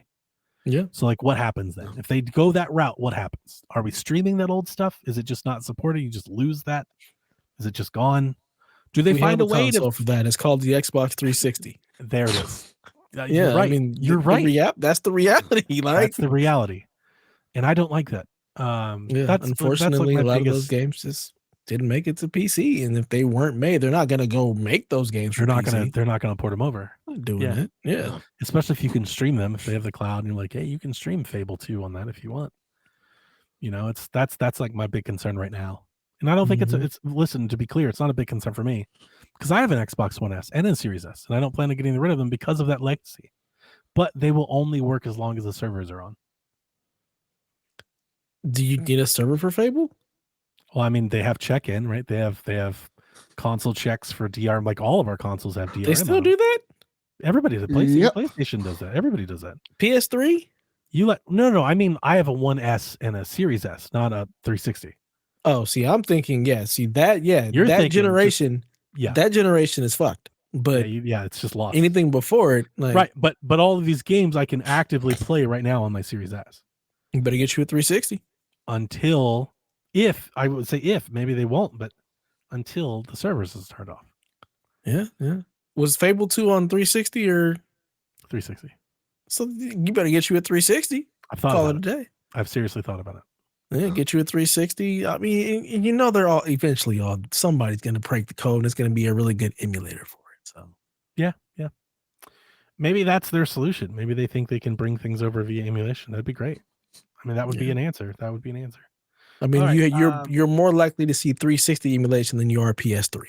Yeah, I think 360 emulation is pretty strong in PC. I've just never really dived into it. All right. So my next question, I think, is maybe more fun. What do you think this move means for PlayStation? And if you want to do both, I have both here, and Nintendo. I don't know yet, to be perfectly honest. I don't know what it means for them. I think it means currently that, now PlayStation if you have a PlayStation, you can have your cake and you can eat it too. But then you also lose a lot of that competition. Like,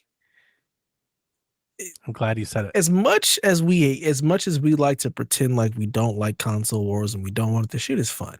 Okay. And it creates like this rush to want to build things and make things better. And I'm going to be better. We're going to be better than Sony, or we're going to offer you a better platform. You take that away and you lose a lot of that drive.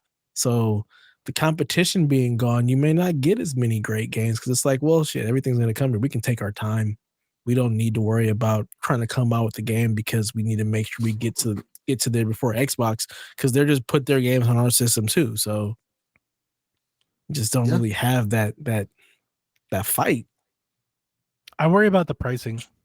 I was going to get that too. Yeah, like industry wide, I worry about that. I think PlayStation aggressively priced the PS5 because Xbox aggressively had models that were aggressively priced, and I think PlayStation had to react to that and adapt to that. And I think we've seen PlayStation in the past think they didn't have to. And I would just pull recent history. They raised the price. They're like, no, we need to make more of this now. Like, I worry about what a PlayStation that doesn't have a direct competitor at that high end. I worry about that. What does that mean? We're going to see more of that. More of, hey, we might need to raise the price. Hey, you know what? Instead of games cost $69.99, they need to cost $79.99. Like PlayStation Plus goes up. Yeah. You know, like, why not? Why not? You know, like if you don't have a direct competitor, you know, like you're kind of left to your own devices. Not only PlayStation Plus goes up, but it's lesser quality. And we don't have to add as much stuff we used to have. How hard do they push? How do they push for future? They barely push it now. Well, I mean, I think you say that with the Pro, but like the PS5 was a push, right? Like if there was no Xbox there, talking about the greatest leap in technology and everything, does PlayStation push that hard? I think there's a question I want to ask before we even talk about Nintendo, because I did a little bit of this on Shaq, and I think that's there. But if you allow me to, let me just put a pin in that and move it to the side. I think there's a conversation here about just generally the console space, because I've seen some people say that like this is Xbox ahead of the curve, that consoles are dying, like this isn't a lucrative future.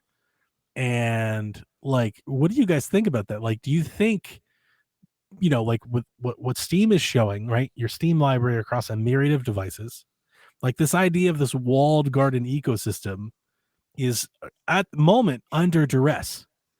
Like it is literally being kind of like that console idea. Like you buy a box, you get games that are just for that box and that box only, and that's it.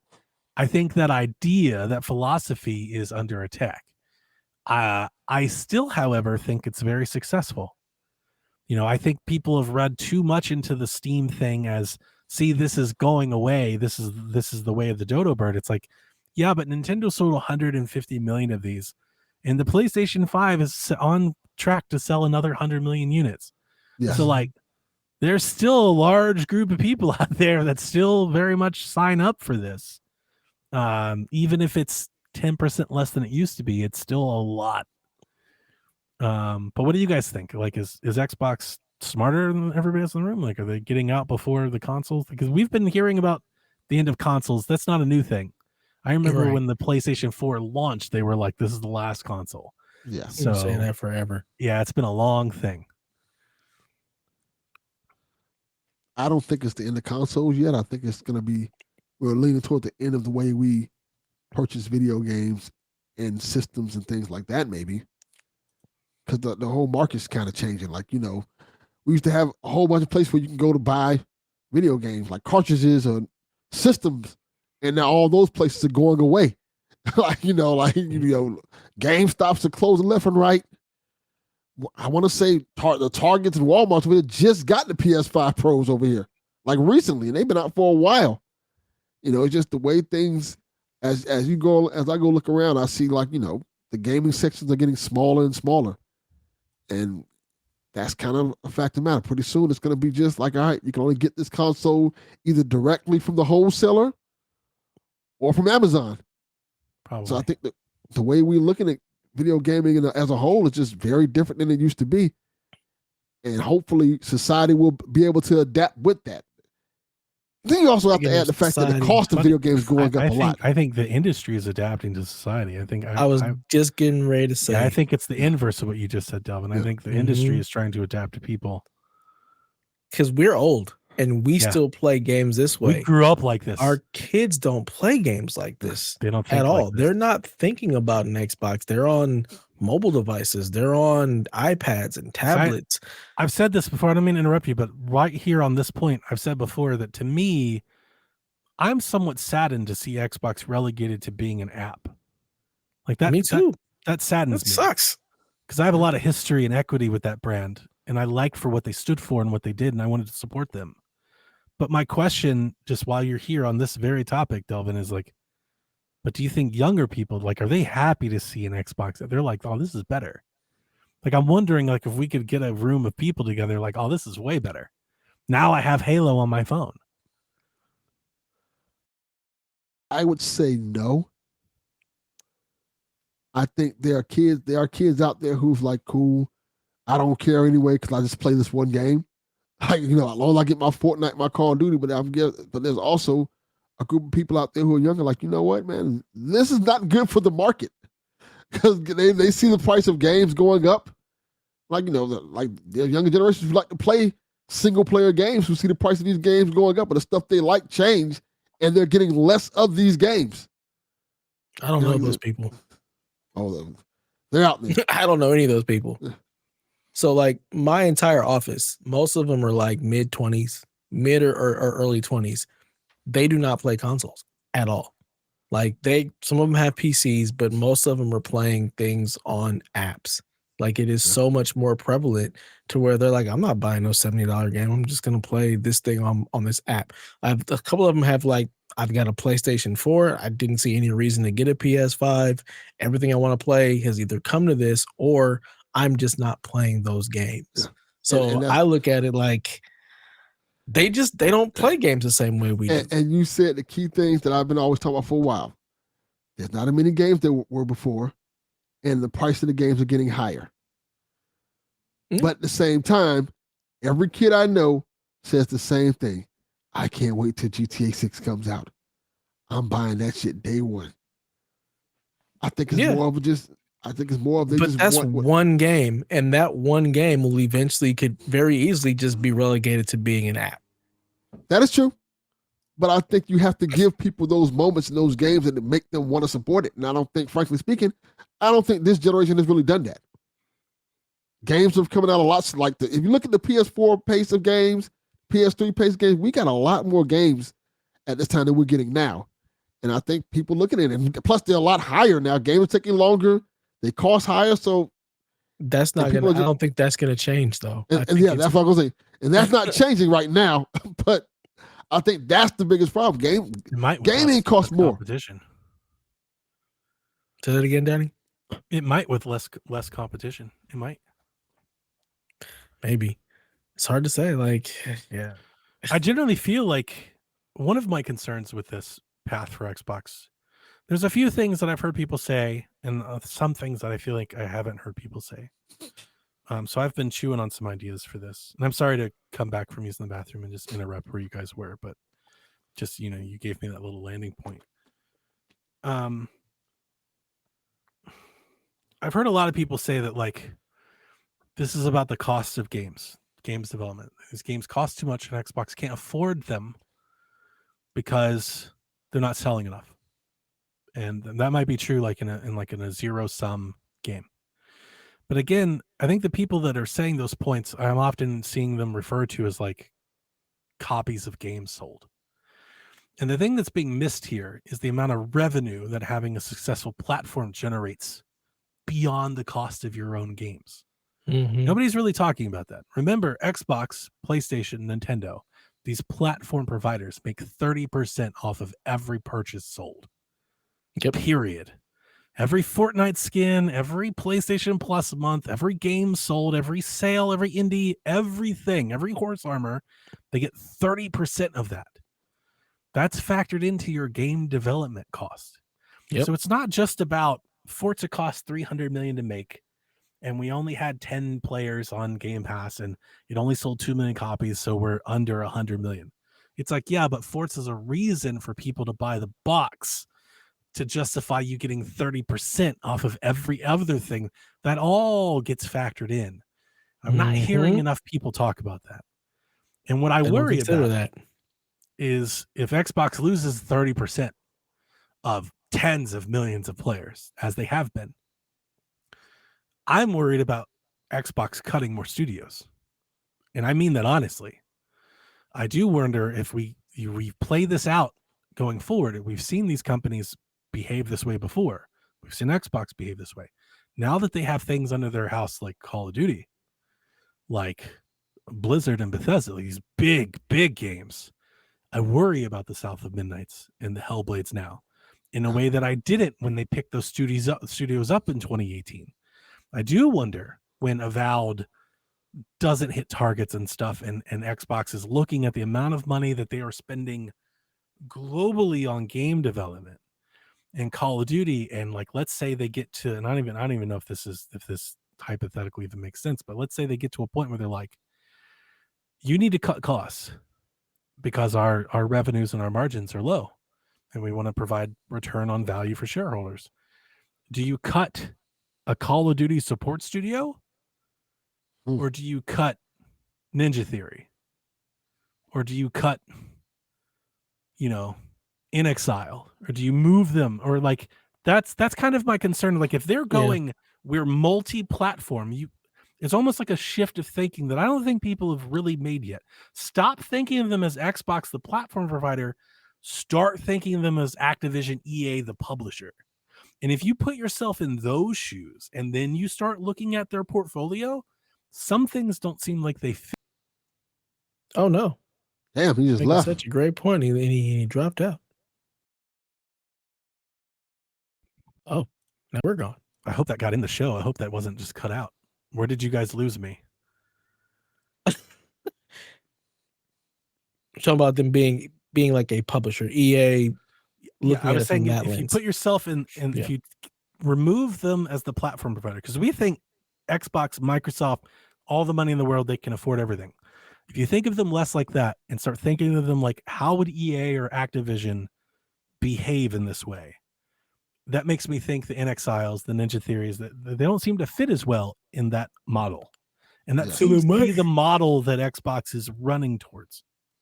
My question with that is then them going the third party route where they're putting all their games everywhere else. So if you take Halo and instead of it just being on Xbox, it's now on PlayStation, it's now on the Switch. You have Gears of War now everywhere, Avowed now everywhere. Does that make up for that 30% that you're starting to lose? Like that's the hope. That's the question. Can we make up that part? But that 30% is going to be ever dwindling. Yeah. From this point forward, from this point forward, that 30%, from like 2 years ago forward, it will be dwindling year over year over year, and eventually, because we've seen this play out, we've seen this for years. Eventually, there will be a time where the ends. I don't think the ends will meet. I don't think they're going to sell enough copies of Forza to sustain everything they're doing. Yeah, infinite money doesn't exist. Yeah, and then the growth will reach a plateau, and then what happens? And then here's the question: do you then say, you know what, we really can't put Game Pass on everywhere else? I think I've said this before. I know it sounds conspiratorial, but the whole idea of multi-platform third party, like I said, weaning people off of the console, a byproduct of that is you are weaning people off of Game Pass. Like holistically, it's a byproduct. You sell less consoles. If the Game Pass is locked to the console, you sell less of them. You have less people buying Game Pass. That's just natural. That is the way that it is. That's going to lower their cost of Game Pass. It just is. They're not paying for as many people playing the games. And I wonder if you play that forward. And I know we're talking philosophical, and it's big picture stuff. This may be 10 years from now. But if you forecast this out without some major change, these numbers don't seem to add up. It's going to be very interesting to see how everything plays out. They'll make a lot of money. Next console, the numbers, the money adds up. But it's going to look very different than the money that added up 5 years ago and 10 years ago and 15 years ago.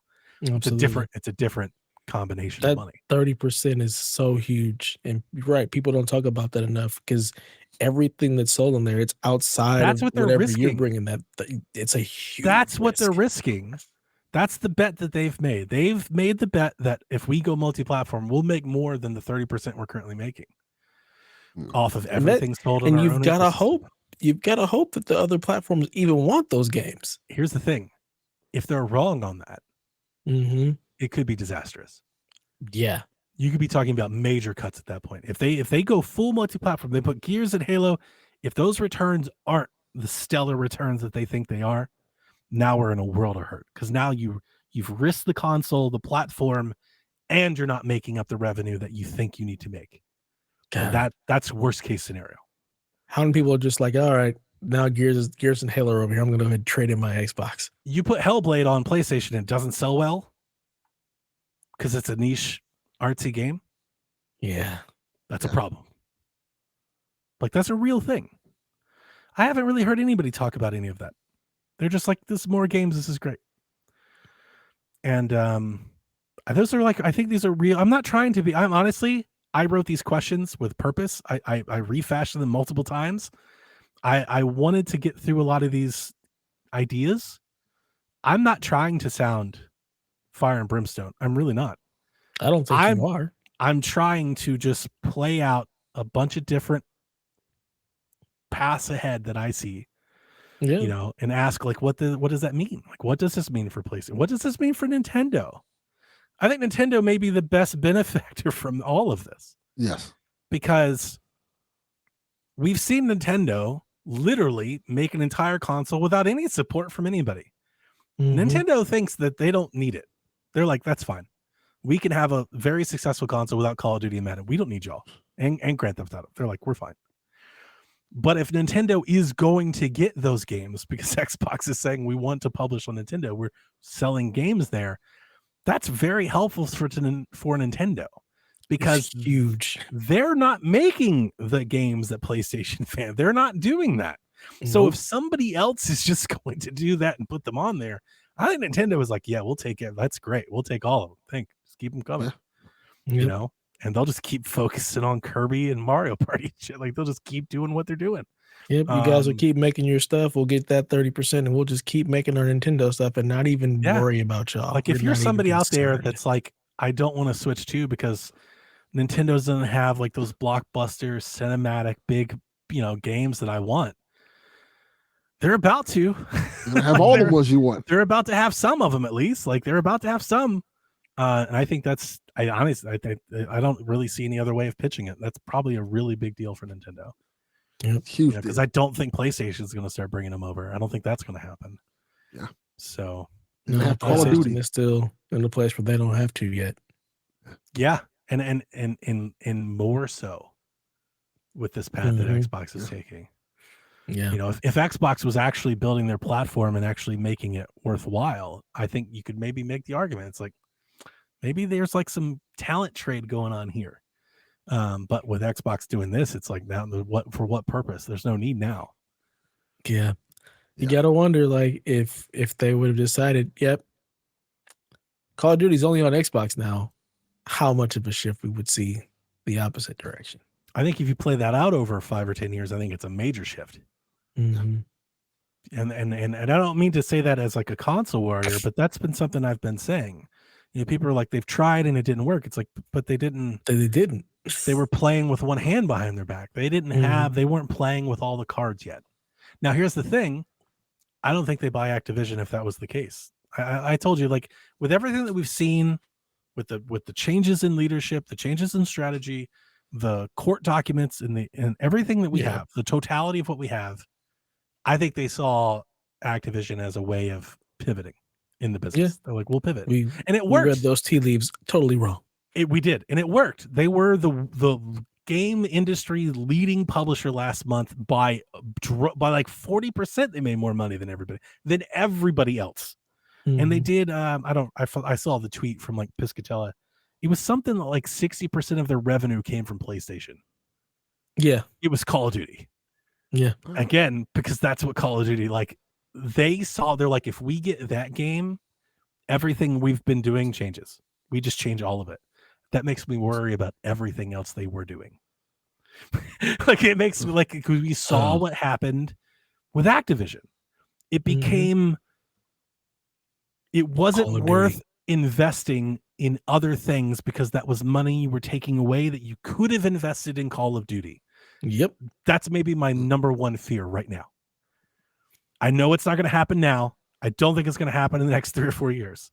But just the way the shareholders work, everybody wants infinite money, infinite growth. Yeah. That's my major concern. I pray that Microsoft can keep games and stop looking at it as just the money and realize that this is an art form and we want to actually somewhat, keep the art form around and let Call of Duty just turn upon itself, That would but not be at the detriment of the art that is video games. It would be very like confidence building if we would start hearing things like, we have Call of Duty so we can keep making Hellblades. Yeah. That would be great. It would be nice to hear maybe something like that from them. But what we've been hearing from them is growth, profit, revenue, and margin. It's that top elite. They just want to keep making more and more. Sounds and like more what and EA more. and Activision says all the time. So irritating. So again, I'm here for it. Listen, at the root of it, I'm a Fable and a Gears fan. And we're going to get at least one more Fables game, and I'm not too worried about Gears. I think we're going to get a lot. I think the Coalition is in that. The Coalition is in that haves category. They're not in the have-nots category. They're in the haves category. They're going to be around. So best I'm great. On PlayStation. Like, I'm good. Like, it will be best on PlayStation. Like, I don't have a PlayStation 5 anymore, but I'm actually kind of excited to see how great Forza will be on PS5. I think about haptics and PS5 Pro and PSSR. Forza Horizon 5 is, I don't mean this a console where, to me, it's the best racing game available to date. And I hope everybody with a PlayStation 5 buys it and gives it a chance, because I think it's incredible. It's amazing. And all the Forzas are, all the Horizons are anyway. It's my favorite racing series by far. And I think it could really, honestly, truly shine on PlayStation. It should. Because the tech in that game is incredible. They're like some of the best in the world. It's great on my PC. It is. Listen, I know Halo is the flagship, and I think Gears is like the best like core gamer game. I think it's better than Halo. I think it's been better than Halo for some time. But all of that said, Horizon is Xbox's best game past decade, bar none. It's the best game. It's their best franchise. It reaches the most people. It has the best review scores. Like, it's the best. Like, PlayStation is getting Xbox's best game. Yeah. So I think everything else is coming. I will. Before we leave, I want to say a couple things. I still think there's an expectations divide here that I would like to see Xbox clear up. As an Xbox fan, I don't think it's cool that they still yet to really give customers an expectation of what to expect from them. They're still kind of playing this, we'll do it when we want to, it'll come later, maybe this is day and date, this is 3 months later, this is 6 months later. You need to tighten that up. You need to let people know what they can expect, and especially if you're going to be a multi-platform provider. PlayStation fans deserve to know when and where they can buy the games you want to make, if this is your path. Nintendo fans deserve to know. Xbox fans deserve to know. So if things would be timed releases, a year later, 3 months later, 6 months later, whatever that is, people need to know. Like, at the start, people need to know. And if not, day and date. And if it's day and date, you need to let people know that. Like, I think it's kind of crazy that in their marketing, like the Xbox Direct, they didn't have a PlayStation logo for Doom Eternal, for Doom Dark Ages. It was just marketed as Xbox. Like, I get why they're trying to do that, but you can't do both. Like, you can't be like, where the exclusives, like, almost like at that point, I know they're not, but it's like you're lying to people. If you want to be multi-platform, to use your word, quote, third party, then support people. Then put the PlayStation logo on the game. Like, then do the marketing. Like, like, don't hide all the logos and then do it in the blog post afterward. I don't like that. Be transparent. Let people know what they can expect from you. I disagree with that, only because I think you're creating those showcases really for your core, really for like the Xbox fan. And that's why you don't have the other logos, because it's like, we're doing this really for you guys. They're coming to other stuff, but we can talk about that later, because really I'm talking to, my Xbox fans, my Xbox core. So that's why I think it's okay to not have those logos in there. For everybody else who doesn't have an Xbox, we'll have the blog post for you. No problem. But like this is for my people. We'll disagree. I don't like that. And I'm very much like the fanboy guy. I love console wars. I love everything that comes with it. So for me, I still like that, and I still want to see that. I don't want to see the questions. It's not about that. I don't want the questions. I don't want to know I don't when and where I can expect to buy things. I have a blog post for that. Go Yeah, find but here's the thing. They didn't have a blog post for Forza. It just came up. Just someday, years later, it just came up. I don't think if you're going to be multi-platform, I'm okay with that. then be multi-platform. I'm totally okay with that. I love it. I love the pettiness and everything that comes with it. I don't think it's petty. I just think it's messy. It's not about I'm the okay with pettiness. the, It's not I'm about okay I with don't the even think messiness too. it's not even console war. It's just we decided when we want to do things flippantly. It's like you should, if you're going to support more people, then support them. I like the messiness. I truly do. I'm totally okay with that.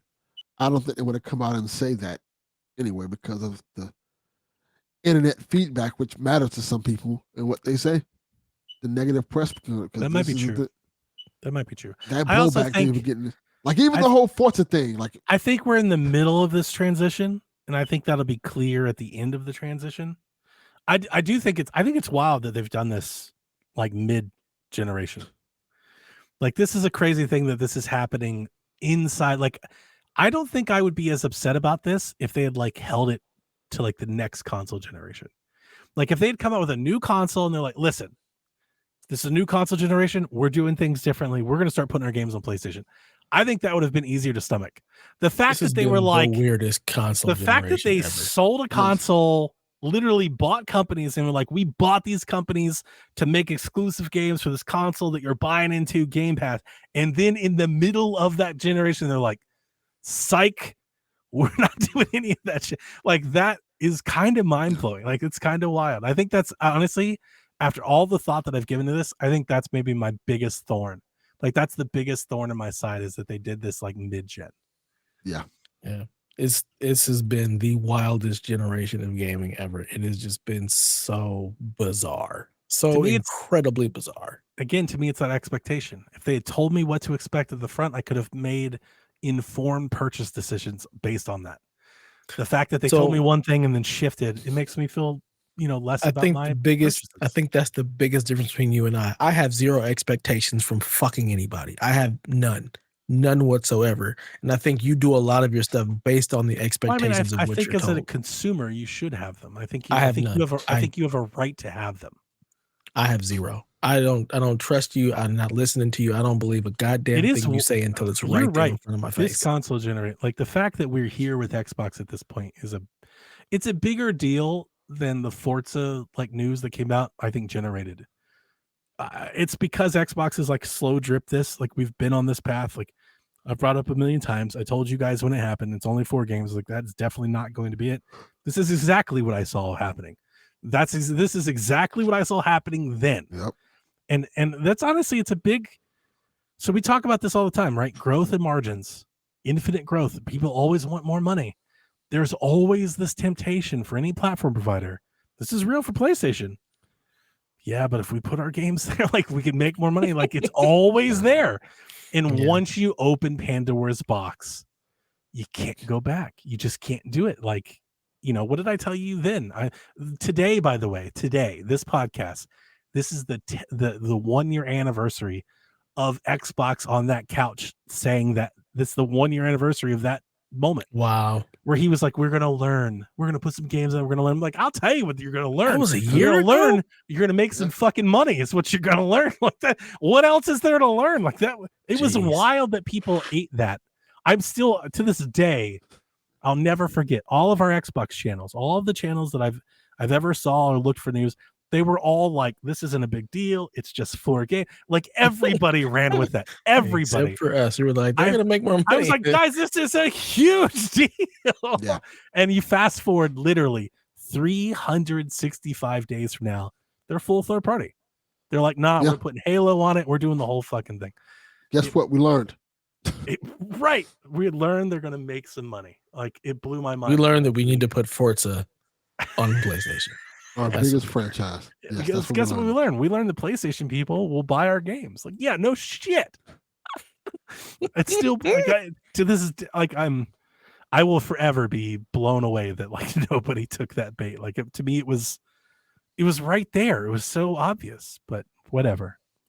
Anyway, I think we did it. I'm really proud of the conversation. I know it wasn't much. I'm not trying to pat myself on the back, but no, that was good.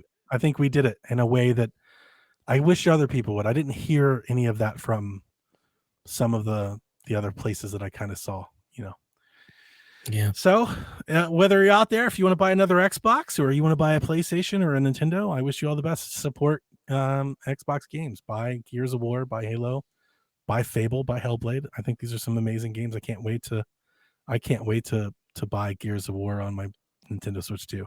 I'm totally that's ultimately where I've landed. I'm like, fine, I'll just be like everybody else, and I will buy all my Xbox games on Nintendo. As long as you buy it, as long as you also buy it on Steam. Just make sure you get it on Steam. For sure. Yeah. Eventually, but like as I always do, this is what I've been doing with Nintendo for years.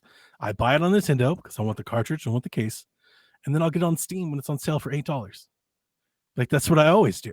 Like I'm eternally buying games I've already played on Steam. That's all I'm doing.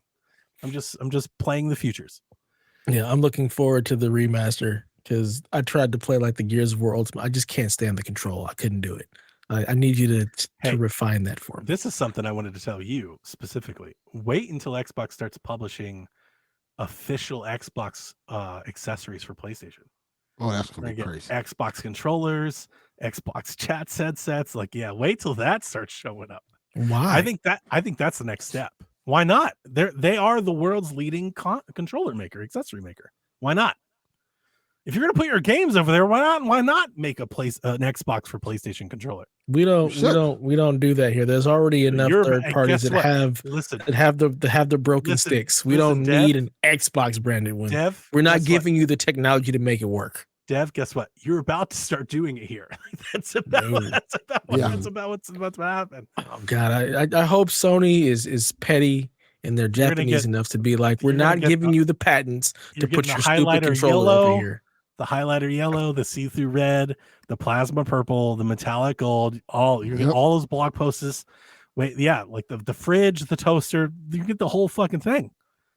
No, it's not happening. Oh yeah, we're not the cassette player, broke ass controllers over here. The Xbox for PlayStation 5, the headset. Oh, the headset. Wait till they make a headset that's 2/3 of what PlayStation's cost. We already have those. We don't need the Xbox version of that. It already exists. You guys don't get to do that here. It's a brand. We're not giving you the technology. All right. Speaking of PlayStation DMCA'd a Bloodborne patch that was out years ago. The takedown specifically targeted McDonald's famous Bloodborne patch that ups the game's frame rate that was released in 2021. It's unclear why PlayStation has finally decided to take action 4 years later. Many people are looking at this as a sign of hope, a beacon. Give up hope. PlayStation's going to do something with Bloodborne. What do you think? I would like Bloodborne to just die already. I'm so tired of hearing about it. Jesus Christ. I'm glad you're so optimistic about this. Like, want Donnie to die? Want Bloodborne to die? What the fuck? I don't want Donnie to die, but if it happens, I understand. But I think I'm just tired of hearing about Bloodborne. Like, either do it or don't, and say you're not. Like, it is just very Silk Saga-ish. It's literally the top comment on like everything they post. Yeah, I'm just tired of hearing about Bloodborne. Either remake the game, announce it too, or get off the pot. Well, I hear Blue Point's for you, like looking for work. So like it's that literally has been there for money to be made for years. Years. They're like, nah, let's make them have a live service game.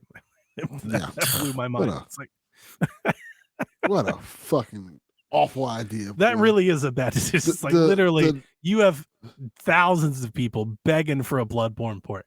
You literally don't even have to update it. Just make it run 60 and sell it for $60 and everybody will buy it again. And they're like, nah, live service game. You see this Xbox? This is why the fuck we need you. You out here doing this stupid shit. PlayStation's out here. Hey, let's make a God of War live service. Shut up. Make what the fuck we want. Stop this bullshit. All right. Well, I do play think Bloodborne, Delvin? Yes, I did. I actually like Bloodborne. I played for a while, and I realized I'm terrible at the game. Absolutely dreadful. I think the timing is strange. Why do it 4 years later? That is a little odd. It is very weird. I don't think that's for nothing. It can't be coincidental. So just really announce the damn thing. They didn't just find out about it. That can't be. Yeah. No, they didn't. Y'all are just as bad as Nintendo. Y'all take down stuff right away. So stop playing. They probably was playing it. Hey, we can do this. How'd they do this? How did they figure this out? All right. BioWare trouble. We didn't talk about this from last week. So BioWare, this is sources that came to Bloomberg, and it's basically been all but confirmed at this point. Underwent what they've called reorganization.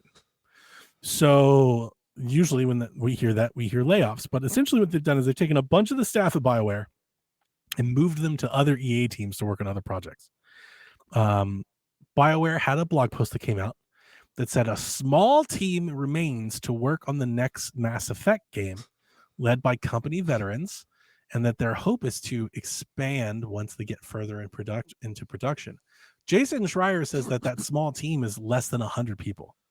So BioWare went from a studio of almost 300 people to less than 100 people. And this all comes off the news that Dragon Age didn't sell very well and all of that. Again, I don't make it sound dire. Like they're gonna make Mass Effect. That game's gonna come out. But if that game doesn't hit, even if that game hits, I think BioWare is in real gone. trouble. I think BioWare is in real trouble. Mass Effect is going to be the last game BioWare makes before the rest of their team is absorbed into other places in EA. I think if it's a hit for BioWare. I think if it's a hit, it'd be okay. But if it's not, I think they're in real trouble. Yeah, they've had a couple cracks at it at this point. What's the hit? Like, what does it have to do to be a hit? Because like they said, I feel like Dragon Age did well. Like it was sold over 1 million copies. That's pretty good. The problem with Dragon Age was they spent so much cost in remaking what the fuck that game was going to be. They changed the game like 3 times. That's true.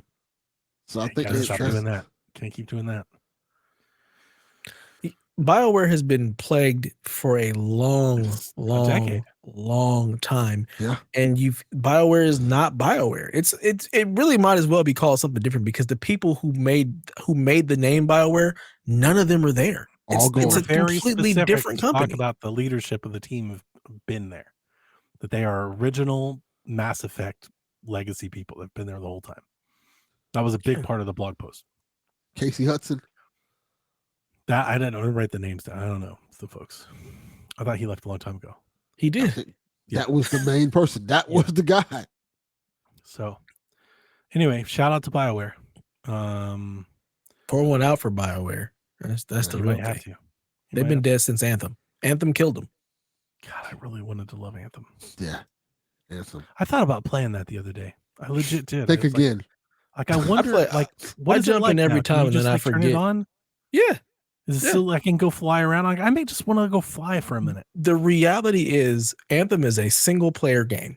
The whole story is it's a single player game. You really don't need anybody for anything. They shoehorned all that stuff in because every character is the exact same person. It's really not a multiplayer game. There's like a flight.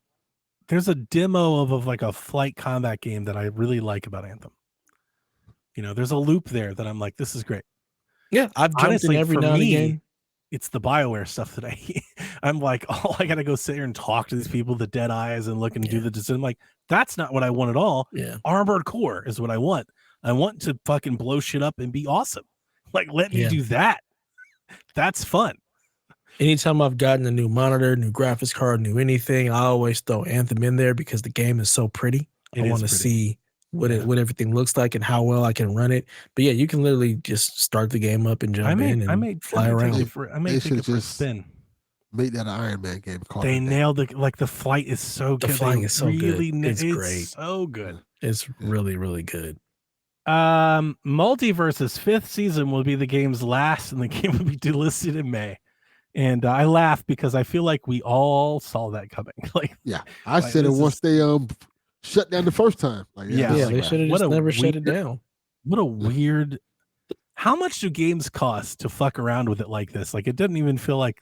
It's like, don't these things cost hundreds of millions to make, and you guys just Warner Brothers should not be allowed to make games anymore. They should have their game making card revoked. It's kind of nonsense. They've been fucking up. I put this in here for you guys last week. Jean-Claude Van Damme's Kickboxer, the movie, is getting a game made by ex-Call of Duty developers at Force Multiplier Studios. They have former devs from Mortal Kombat, Tomb Raider, Halo, Call of Duty. They're making a kickboxer game. Do you guys want to play a kickboxer, the game? I do. I love the first kickboxer movie.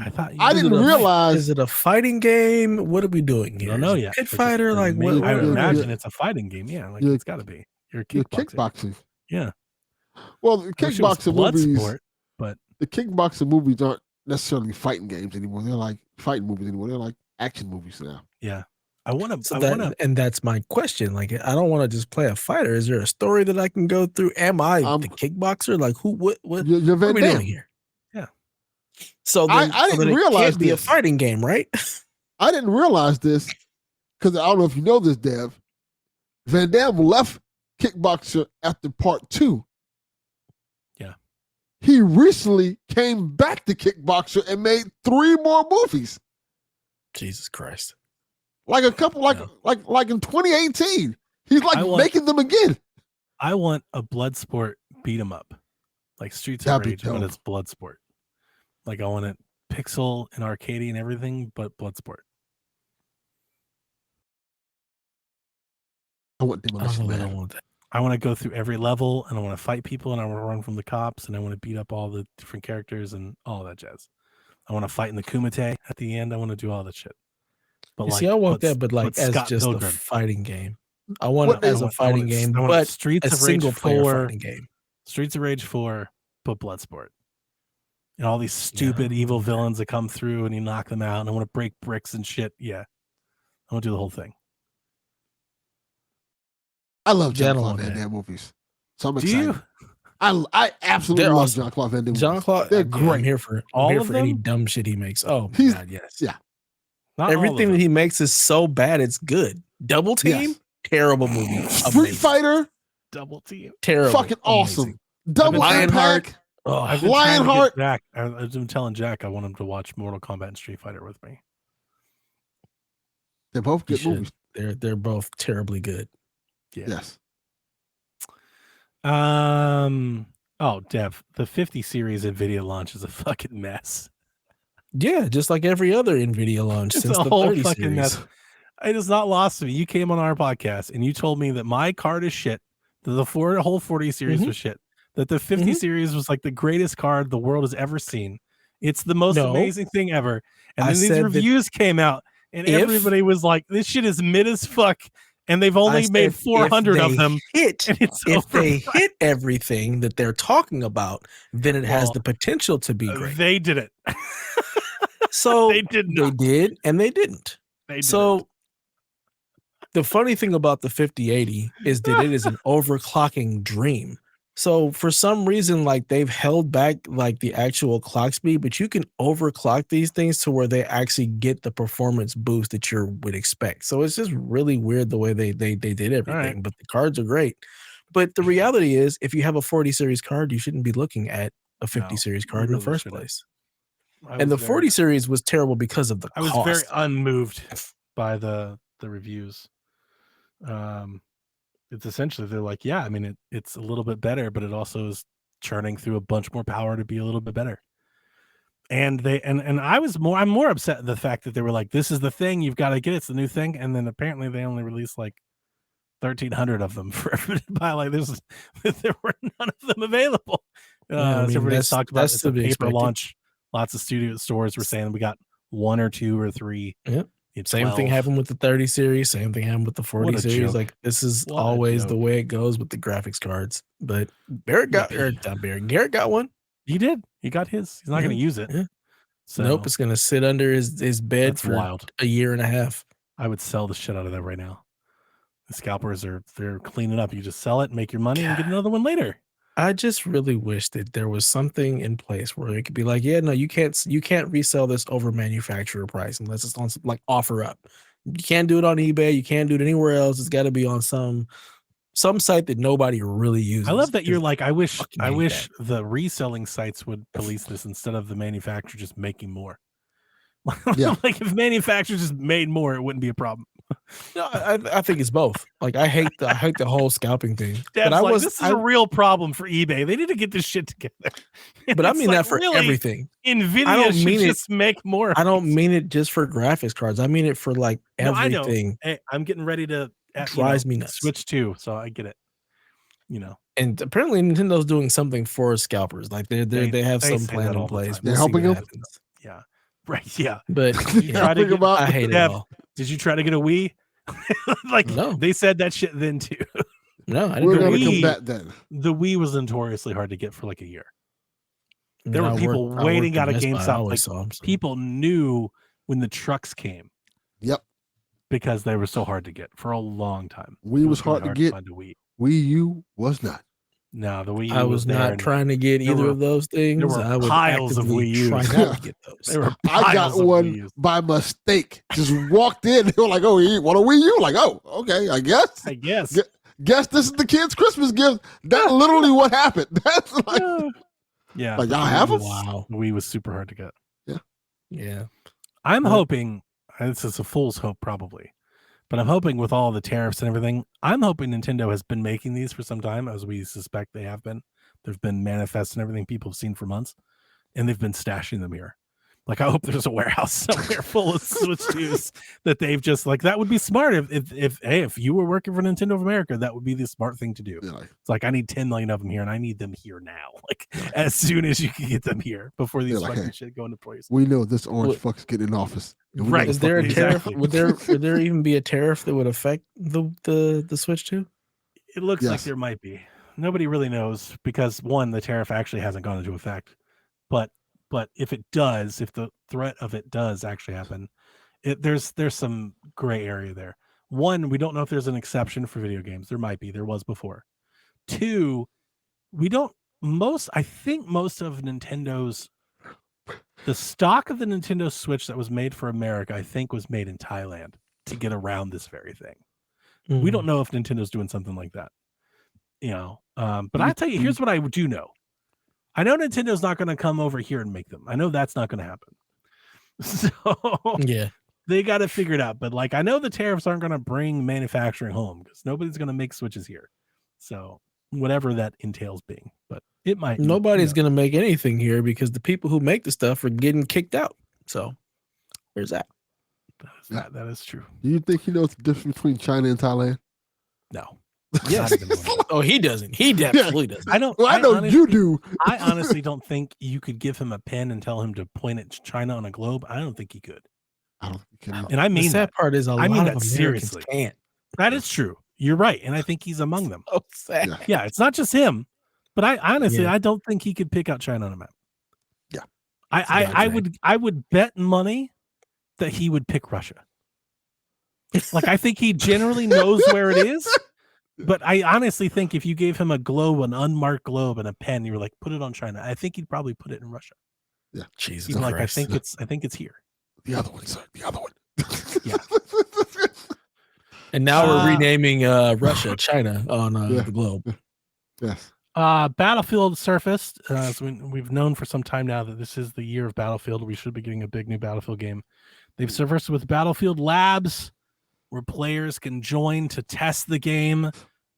This is a giant demo. They're saying they have more players than ever, thousands of players testing out new Battlefield tech.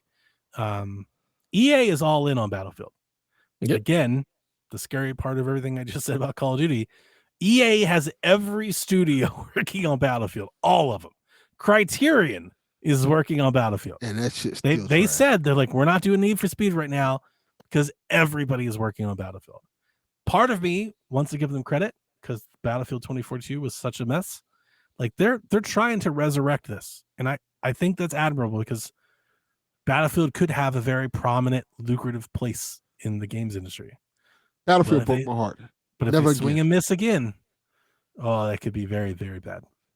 But they're trying. They want to be right there next Number to two. Call of Duty. They want to wanna be number two. They want to be the alternative. They want to be that thing you can Well, get. you're right, Dev. They were a big number two. Shit. That shit was garbage. I remember Which when one I- hurts your feelings so bad? Jeez. I did not like 5. I did not like 4. No, I like 4. I Did didn't you like 5, and I didn't like. Battlefield 1. Yeah, I like Battlefield 1. Yeah, Jack liked that one a lot. I like that one. I did not like 5, and I hated this. 5. I didn't bother buying this online only bullshit. No, The 24. Of course you wouldn't. no. Yeah. No. So they really broke your heart by making an online only game that you were never going to play in the first place? I love Battlefield 1. I would like the record to show that I shit on Battlefield 2042 at the start. I told you all it was going to be bad, and it exactly was. Once they said online, like, I'm out. I remember we had a lot of people on our Discord. Dev included, cool. A lot of people.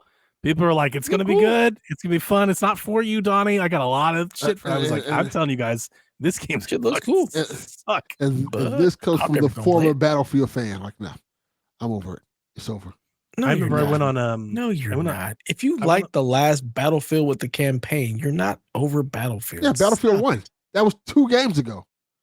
It was like 8 years ago. Yeah. We moved on.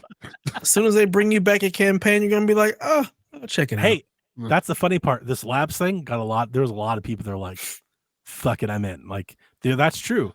The hope for Battlefield is still enough of a draw to get a lot of people that have been burned. They better have a hell of a campaign there, boy. They better DEI the fuck out of that shit. I want them to be great. I really do. I would love nothing more than to have a really awesome. Like but I'm old Battlefield fan. Like I miss Bad Company. Bad Company's great. I love Bad Company. Bad Company 1 and 2 were amazing. Just remaster those. I'll buy them again happily. Just do that. He's talking my language.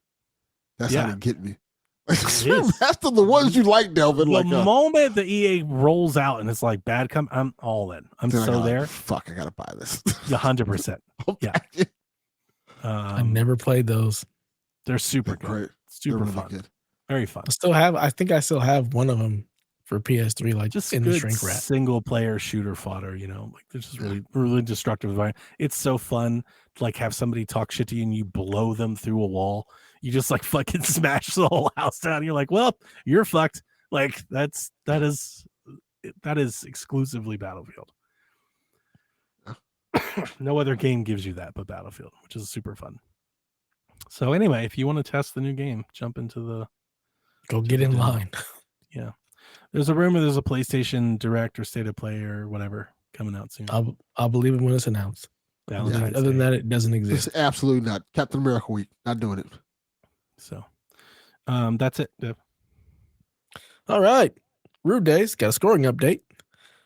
First, he says, just going back to last year real quick, college football ended up being the second best-selling game for the U.S. NPD. Madden was number 6, and an EA MVP bundle was number 10. Not sure who had what that, but thought it was interesting. EA dominated the top 10. I think I said that I think college was going to beat on Madden. That was I said that for sure. Yep. I was like, it's going to beat Madden for sure. All of us got the override on Kingdom Come Deliverance 2 as it scored an 88. Delvin then picked up 2 points, getting the underride on Civ as it comes in an 81. And you got the Women's Royal Rumble right. I think that's fucking cheating, Delvin, because How's that cheating? You be reading and knowing who's supposed to win. He knows all of this sheet. stuff is scripted. Yeah, like, I got the second one completely wrong. Whatever. I going into that, my instinct, I was like, I'm just gonna pick whatever Delvin picks because I have absolutely no idea. Well, that's what you should have did. It just became a fun conversation. I was like, why not? Charlotte was winning the Rumble a month ago. Yeah, see, don't even do it. Everybody knew it. Again, Charlotte's winning the Rumble. I don't watch wrestling. I have absolutely no idea. And even if I did watch, I'd never read any of this stuff because I just want to be surprised and see what happens. I said on our podcast, Charlotte was winning the Rumble a month ago. Yeah, he did. And I'm sure I was absent for that, or it was during your weekly wrestling segment where I tuned the fuck out. I'm gone. I'm not here. Yeah. And yeah, like you said, nobody got the men's Rumble right out because that was shocking and it was awesome. Yeah. I don't think anybody got. I'm hyped for it. Yeah, so this makes the score. Delvin, be sure to thank Dev for adding in the Royal Rumble, Women's Royal Rumble. Yeah, I fucked up there, didn't I? No. Thank you, Dev, for not being goddamn misogynist. Like we only have one Rumble. Like, there you go. There you go. Look at that. Dev was not a misogynist. Super fun too. Yeah, Dev was the voice of reason. Like, hey, where's the other Rumble? I'm like, oh shit, Dev's right. He didn't mention the other Rumble at all. the better Back. Rumble. Come back. We love you. Yeah. So yeah, Delvin, you now have 6, and you have one of those points for me to thank you, son of a bitch. Devin, he ain't getting assists from this commish like the Lakers are with 4. And you're reigning, defending, undisputed Rude Days Games Champion of the World, who wasn't here last week, and the Rude didn't want him to miss this title, so he says it again, Donnie with 2. I wonder if I actively try to pick wrong, if I can keep that number at 2. That would be fun. Like, You how could. long can I keep 2-2? I think you'd fuck around and get something wrong right Like, on accident. Yeah. I'm gonna try. You're going to try to keep it at 2. I'm gonna try. Let's go. Like All the right, fact so that we're doing this in seasons instead of the whole year makes me not. I don't care as much. Yeah. All right. So first one is who do you got in Sunday Super Bowl? The Browns. It doesn't work. That's a good answer. Just pick one or the other, I'm all man. in. Myles Garrett, he won. That's So Donnie's picking the Chiefs. I'm picking the Chiefs. Who are they playing? I'm Philly. Then I'll pick the Eagles. They always lose. Usually, I pick the black quarterback, but I can't do that in this case because they're both black. Yeah. No. That Uh, motherfucker is not black. We do not accept him. He's one What? of them. He's just another. We can't just kick him Wow. out. The hell we can't. The views expressed in this podcast in no way, shape, or form are representative of my views. So Look, just the black snap it delegation has traded Patrick Mahomes. We Wow. do not want him. Does he know this? Y'all, yes, he knows this. up. For Him, who? Tyler Hero? No. sure. Luca. We'll trade him for Luca. No, that's not it. We're not making that trade. Yeah. Wait a goddamn Yeah. minute, Rondell. You know what? Y'all can have him for free. Y'all can have Kirk. Wow. You don't want him. He's going to be don't a want him. soon-to-be 3-time Super Bowl 4 champ. Like, nah. times. Yeah, fuck We that. don't. I gotta tell you, we don't care. We don't care. We don't care. We do not like that. Is this motherfucker. because his pick wife Eagles. said fried chicken like that? That's part of it. That's part of it. His whole every his time. whole wedding party was all white too. Yeah. You ain't one of us. It was all white affair. You ain't one of us. Literally. Basically, yeah. You ain't one of us. In a white party? Yeah. Every time You I don't watch like that that. video, I burst out laughing. Fried chicken. Nope. Yeah. I No, don't you're know wrong. what video you're talking about. I'll show you there this was video. a video where he asks his wife like, "What's my favorite food?" and she yells out fried chicken like that. And he's like, "No, Just like Mexican." mammy. Yeah, it was bad. It was bad. like in slave way. Like, why did you say it like that? Wow. And then Wow. when he said no, he's like, chicken fried rice? She just leaned into it. Like, no, So bad. it's tacos. Yeah. I'm rooting for the Eagles completely 100,000% out of spite. I fucking hate Kansas City. I hope that somehow, some way, Patrick Mahomes has elbow bursitis, a terrible case of turf toe, and he has a really, really upset stomach Wow. and just plays like trash. I just want everybody to have fun. Have a good time. I'm not even going to watch, so. Neither am I. I'm not I'm watching. the game. watching Kendrick. That's the only thing my wife, she's like, I need Super Bowl snacks and I need the Kendrick Lamar halftime show, but I don't need anything else about the Super I want to see if he performs the song, which I know he's going to perform, but just want to see. See if they do the line. Yeah. If they do the A minor line. Oh, God. That's what I'm That was saying. great. Smoking Joe said, we don't want Kermit either. I don't blame you. I don't blame you. Wow.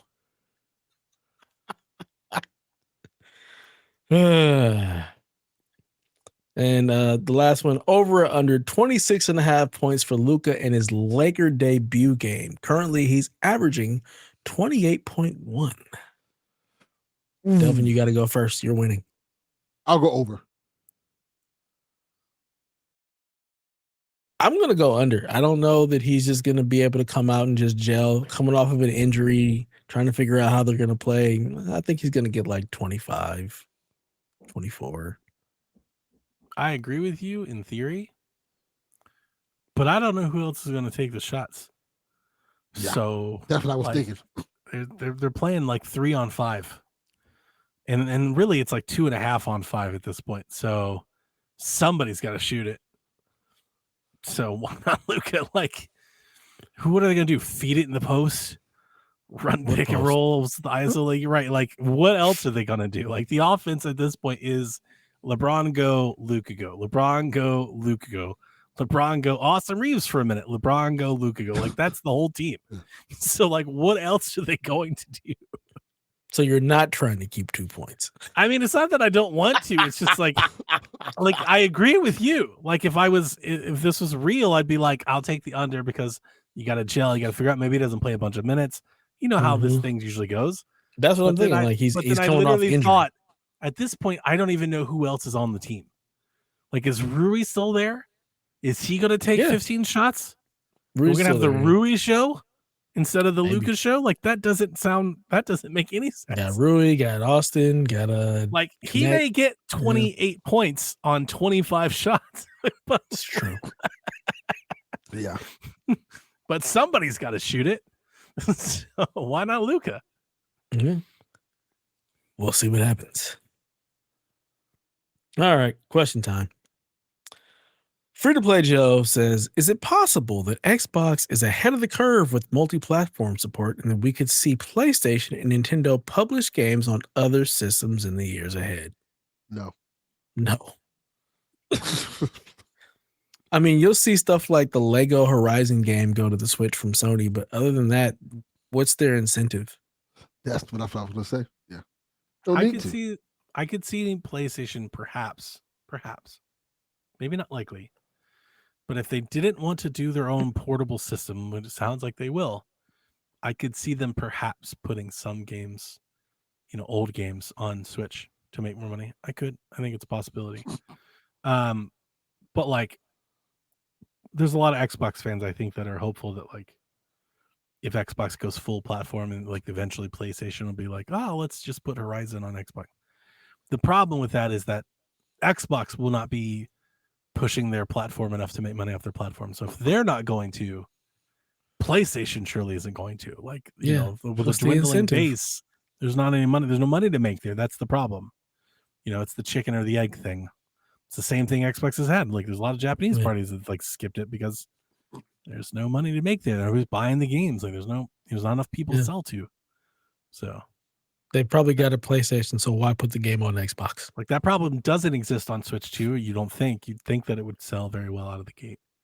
And I wouldn't say, like, I wouldn't go expecting Intergalactic or whatever to show up on Switch 2. But, like, if PlayStation is, as they've said that they are, like their CEO now, the president, has talked about needing to make more money and push margins. The games that they've already put on PC, could they show up? I think so. I don't think that's crazy. Why not put Horizon remastered on Switch at some point, down the line?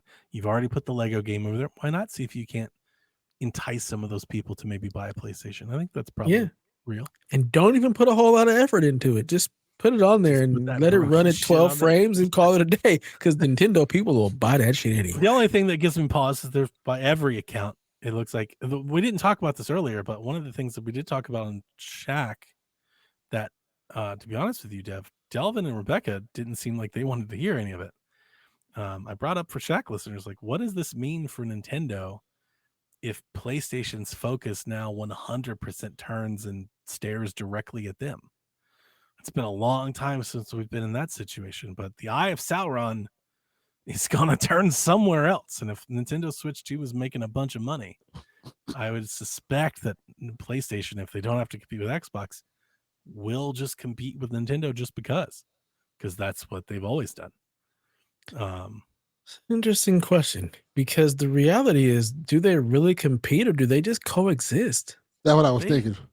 I think, and I mean, I get the point that you're making there, especially with like fandoms, but I mean, generally, you've said it a bunch. I brought it up on Shaq.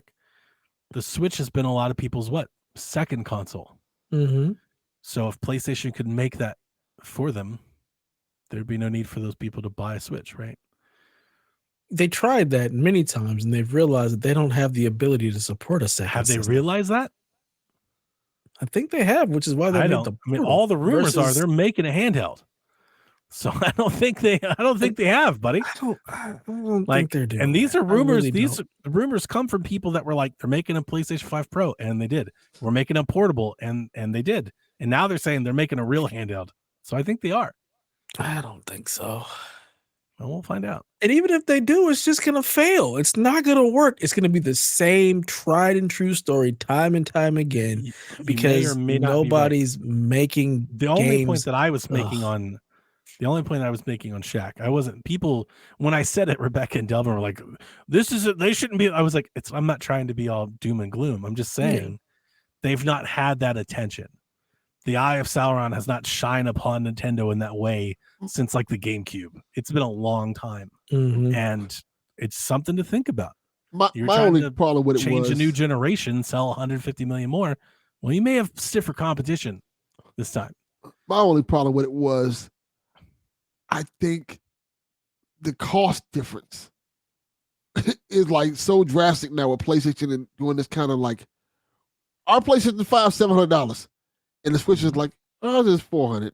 And who knows what they're doing on a portable, but if they're looking at the Z1 Extreme chip as like we can do something with that with like real games, it'll be $700. It's gonna be an expensive ass handheld too. And that's where I think the problem lies. I think they'll probably be competing more with Steam, the Steam decks and the allies than the Switch itself. Yeah, I take it more of it. I'm not saying like it's doom and gloom for Nintendo. I'm just saying it's 10% of competition, still 10%. That's 10%. You know, the problem and why it's a no-win game is because you're not competing with the fact that Nintendo has a handheld. You're competing with the fact that Nintendo has games over there that are never going to come to PlayStation. So you can't win that game. You're not going to get those consumers that are buying a Switch to play Mario to buy your handheld instead. I made that point in a different way. And I've said this before. It's not new. To me, why make a device and compete in that market when you could just put your games on the market and make money from it? Yes. Like if I were PlayStation, I would see it way more like I see PC and Steam Deck, even more so, because I think you have a better chance of selling more games to that market than Steam. Their Steam games haven't sold a whole lot. They're not making a ton over there. I think the Nintendo customer base buys games at retail, they are more accustomed to doing that. 2, I think you have a better chance of transitioning the Switch player to be a PlayStation player than you do the Steam player. So if I were PlayStation, this is just me, if I were PlayStation, I would look at my back catalog and I would maybe strategically put some games on Switch. I don't want to say rather, because it makes it sound like something I want them to do. It really isn't like I want them to do this. I think it makes more sense for PlayStation to put their games on Switch than it does Steam Deck. I think Steam Deck poses a real threat to them in the long term that I don't necessarily think Switch does. I agree. Because I think you keep putting more games on PC, and I think you eventually do run into the situation where a PlayStation owner thinks, maybe I'll just get a PC instead. Yeah, my games are here. Whereas I think if you put them on Switch, I think you run into the situation of more Nintendo Switch players going, maybe I'll just get a PlayStation. You know, that's just how I look at it. I have no idea how they think about it. I mean, by all accounts, it sounds like they're going to make a handheld. But like in my head, that makes sense to me. But who knows? I don't know what PlayStation's doing. Yeah. But I think competing with Mario and I think supporting win. And if they ever get to the point where they're day and date on PC, I think that's a real threat to their platform. Again, they're 30%. That impacts their nut. That's how they make their money. I don't think the Switch doesn't threaten that. Yeah, I agree. Throw Ratchet and Clank over there. Throw Astrobot over there and just make some 100%. Money. How much money would you make if putting Astrobot on Nintendo Switch 2? 2-3 years later, you've sold every copy, you've put it on Plus, you've extracted everything you can out of it. You put that thing, look at Nintendo Switch just had their earnings. We'll talk about Shaq. Dude, they have like 20 games that have sold over 10 million copies. Like live for like Mario Party, fucking Switch Sports, fucking fitness games, like everything goes over. PlayStation would kill to have a 10 million copies sold. Like 10 million, like we've had not just that. The Animal Crossing has sold 50 million copies. Zelda sold 40 million. Like 10 million is big in PlayStation land, but Nintendo's over here selling 60, 50, 40 million copies of games. You know, like that's fucking nuts. You put Astrobot over there, you might fuck around and sell 10 or 15 million copies of Astrobot. You know, like that's a significant amount of them. That's a real money. Yeah, makes way more sense than trying to support a handheld. I agree with you. I do, but I mean, just doesn't sound like anybody's. It doesn't sound like that's what they're doing. Sounds like they were readying the coffers to go toe to toe. They want to be in that handheld space. Chasing trends. We already made that mistake with all of the live service games. Like, don't chase the handheld trend too. You've already proven that you do not have the ability to support it. You've tried a couple of times. You put them out there to die. So just, you're muted, Donnie. I think that's where the PC thing comes into play, because I do think where the PC game space is now, I don't think they'd have to develop games specifically. Like they could take the same games they have and just downsetting them and then play them, you know. Yeah, you could, but then the problem is those handhelds are almost the same price as the PlayStation. So yeah, that is the challenge. You're correct. So unless you make that the only console, you're just shuffling things around. You're not building. That's a good point. TPR says, I'm calling the Luka AD trade the most bizarre trade in the history of the NBA. So if that's number one, what's number two? I don't know what's number two, but what I thought of immediately, and I had to look at to make sure I was correct. When we traded, the Heat traded Stan Van Gundy to Orlando for like draft picks. Yeah. That is bizarre as hell. I forgot they did trade a fucking like, coach. Yeah, like here you go. Yeah, you can trade coach. They're under contract. Has any other coach ever gotten traded? Because that is just super bizarre. I think so. Yeah, I think so. Who trades a coach? Like what? The Browns almost traded for a coach.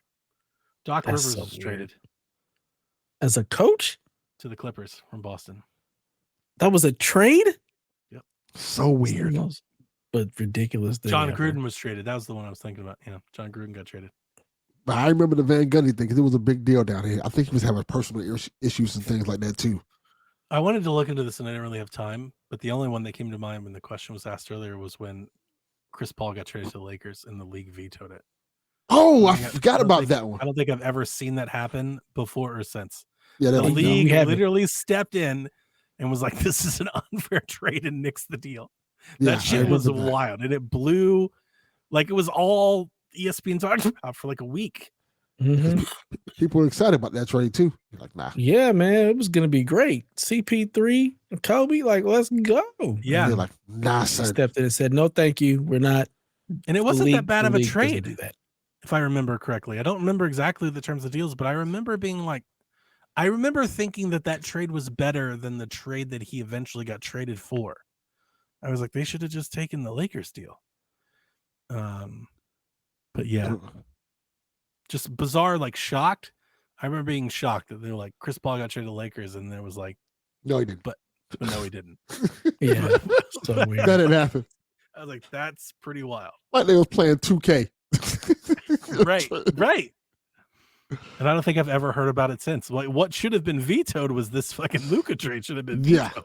Mm-hmm. The Luka trade, the Paul Gasol trade, like y'all didn't have problems with those weird ass trades.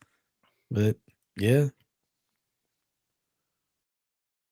the Kobe trade from Charlotte to the Lakers it's not a crazy one, but in hindsight, it's wild. It is because they traded Vlade, right?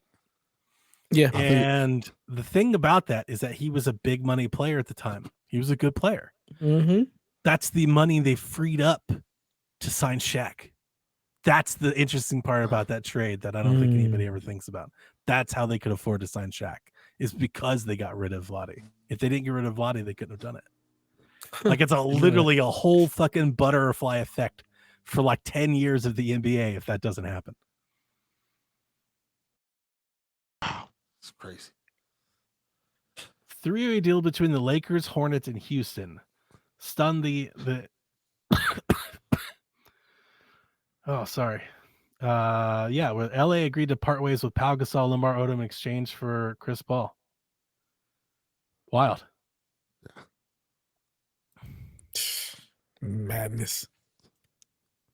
Absolute madness. It would have been Powell would have went to the Rockets, Lamar Odom, Luis Scola, Kevin Martin, and Dragic to the Hornets with multiple first-round picks. That was a good trade. Yeah. Like it was a good trade. Like I'm not mad at anybody in that trade. Like the Hornets get Powell, that's awesome. The Hornets get a bunch of shit. They get Lamar Odom, Scola, Kevin Martin. Kevin Martin was a bucket. He was good. He was a bucket back in the day. Yeah. You know, like you get and Dragic. Dragic was good for a decade. Mm-hmm. You know, you get all of them and multiple first-round picks for Chris Paul. That's a sweet deal. And the league was like, nah, son. And he got sent to, what did he get sent to the Clippers for? That's who traded Chris for him, Paul? right? It was Chris Paul? I think it was the Clippers. Or was the Clippers come later? Didn't he go from LA canceled to Clippers?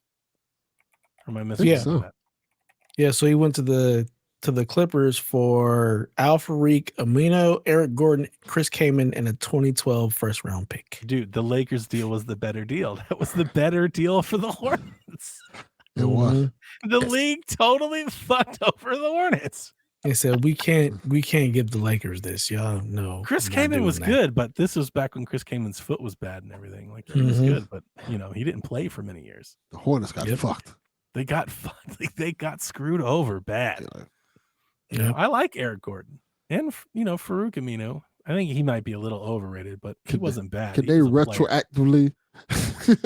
They should sue for damages. Like It's like I would much rather have taken the Laker deal. Captain Awesome said, what about the KG trade? So KG got traded by Minnesota to Boston for Al Jefferson, Ryan Gomes, Gerald Green, Theo Ratliff, Sebastian Telfair, and 2 2009 picks. Sebastian Telfair is a name I haven't heard forever. That's a good trade. Al Jefferson was a monster. Like, he was on Gerald Green was a highlight reel.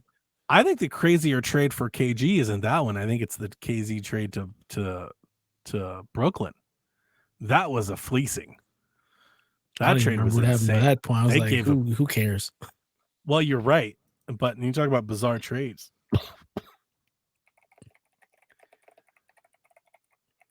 Traded by the Boston Celtics with Jason Terry, DJ White, a 2017 first-round pick, a 2017 second-round pick to the Brooklyn Nets for Keith Bogans, Marshawn Brooks, Chris Humphries, Chris Joseph, Gerald Wallace, a 2014 first-round pick, a 2016 first-round pick, and a 2017 first-round pick, and a 2018 first-round pick. That's crazy. And then they sucked. They traded all of that and then sucked. Yeah. And then they tried that same madness again and sucked again. They tried the same thing with fucking. Oh God! Should have kept Chris Humphries. What was his girlfriend? Was it one of the Kardashians? Kardashians. Was it Chloe? He was married. He was married. Chris Humphries was married to the first Tristan, right? He was Tristan before Tristan. I don't know. He was married to. Oh God, I can't even think of her name. Was Kanye's it Chloe? wife. No, Chris Humphries was married to Kim. Yeah, It was Kim. Talk about failing upward. Yeah. He was a rebound. I give him that. Something. He was like a good 11-11 guy for a while. Mm-hmm. Yeah. Not awful, but not KG for sure. Not. Chris Humphries. I'm not gonna say that. Sebastian Telfair. Wow.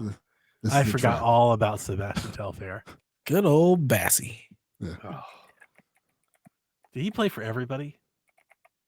He played for nobody, really. Yeah, that's the correct answer. I feel like he was there. Team in the league. He was there. I don't know if he played. He sucked. Yeah, he sure awful. Did.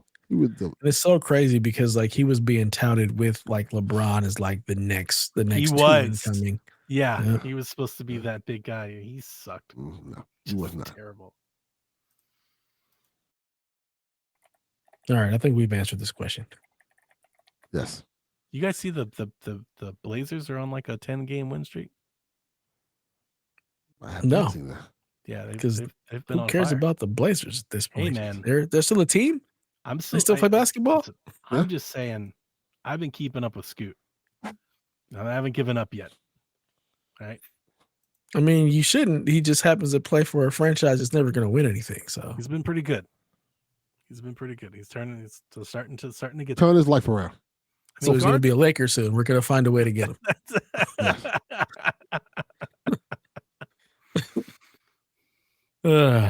Mathman says the big Switch 2 Direct will post at 8 a.m. Central or 9 a.m. Eastern if you're nasty on April 2nd. With Central.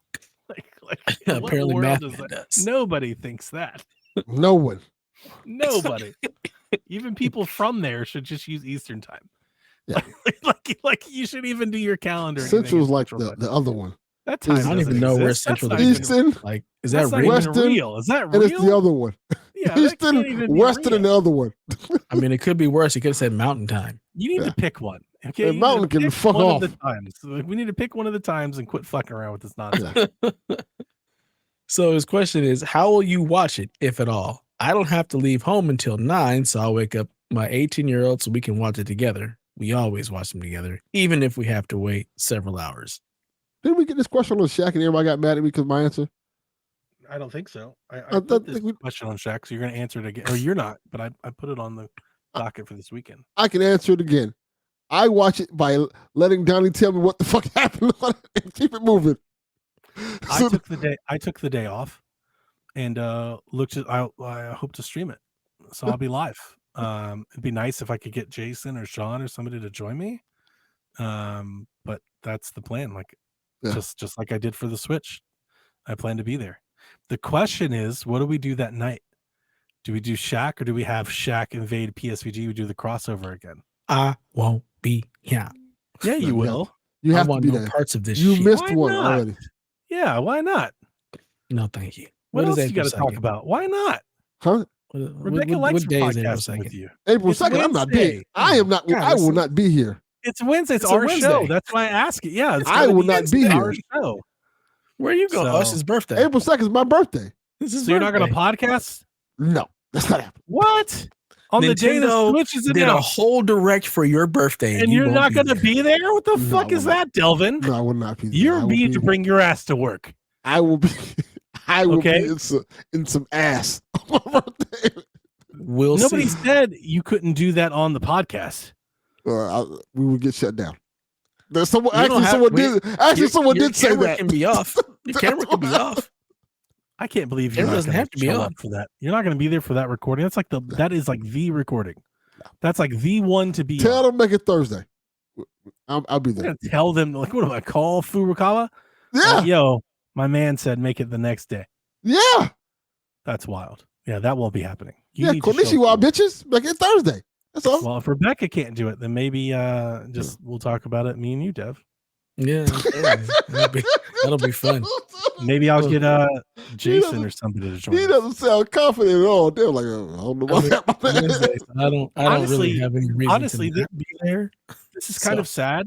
It's sad to say, but it's like a reality I keep coming around to. This is kind of like what I'm expecting for Switch 2. Like my kids are old. My daughter's leaving. My son's not that far behind. Like I'm kind of thinking like the Switch 2 is going to be kind of a solitary thing. Like I remember when the Switch launched, I streamed that direct like with my kids and shit, and we were all excited about that. Like there's a part of the nostalgia is like I'm like, none of that's all that's gone. Like it's just gonna be me streaming about the Switch by my fucking self. You All should have kinds of just sad. been a bowl of sunshine this episode. You're the one that's not gonna be there, Delvin. Because You're I'm the gonna be reason. fucking Donnie. That's why. You can do that before the podcast with your old And ass. after, Donnie does and it all the during. time. Right. I did it today. See? I'm still here for the podcast. Okay. You can Bring your ass schedule in to work. advance. No, Who that's not- celebrates their birthday on a Wednesday anyway? You don't save that shit till the weekend like a real adult. No. Clap the It's cheeks. birthday. I understand. Nonsense. But to answer the question, 9 a.m. is 6 a.m. my time. I'm not watching that shit live. You can kiss You my want to ass. watch it if it was at 9 a.m. That's true. I wouldn't. Garrett Bland is going to wake up and watch that at 6 a.m. I'm going to work, and I will watch it maybe on my lunch break. Don't worry about Dublin. I'll send you all the update. I'll tag you in every one. That's what I like. That's my boy. That's my dog. 'Cause that's how I get them. Like that was a switch direct today.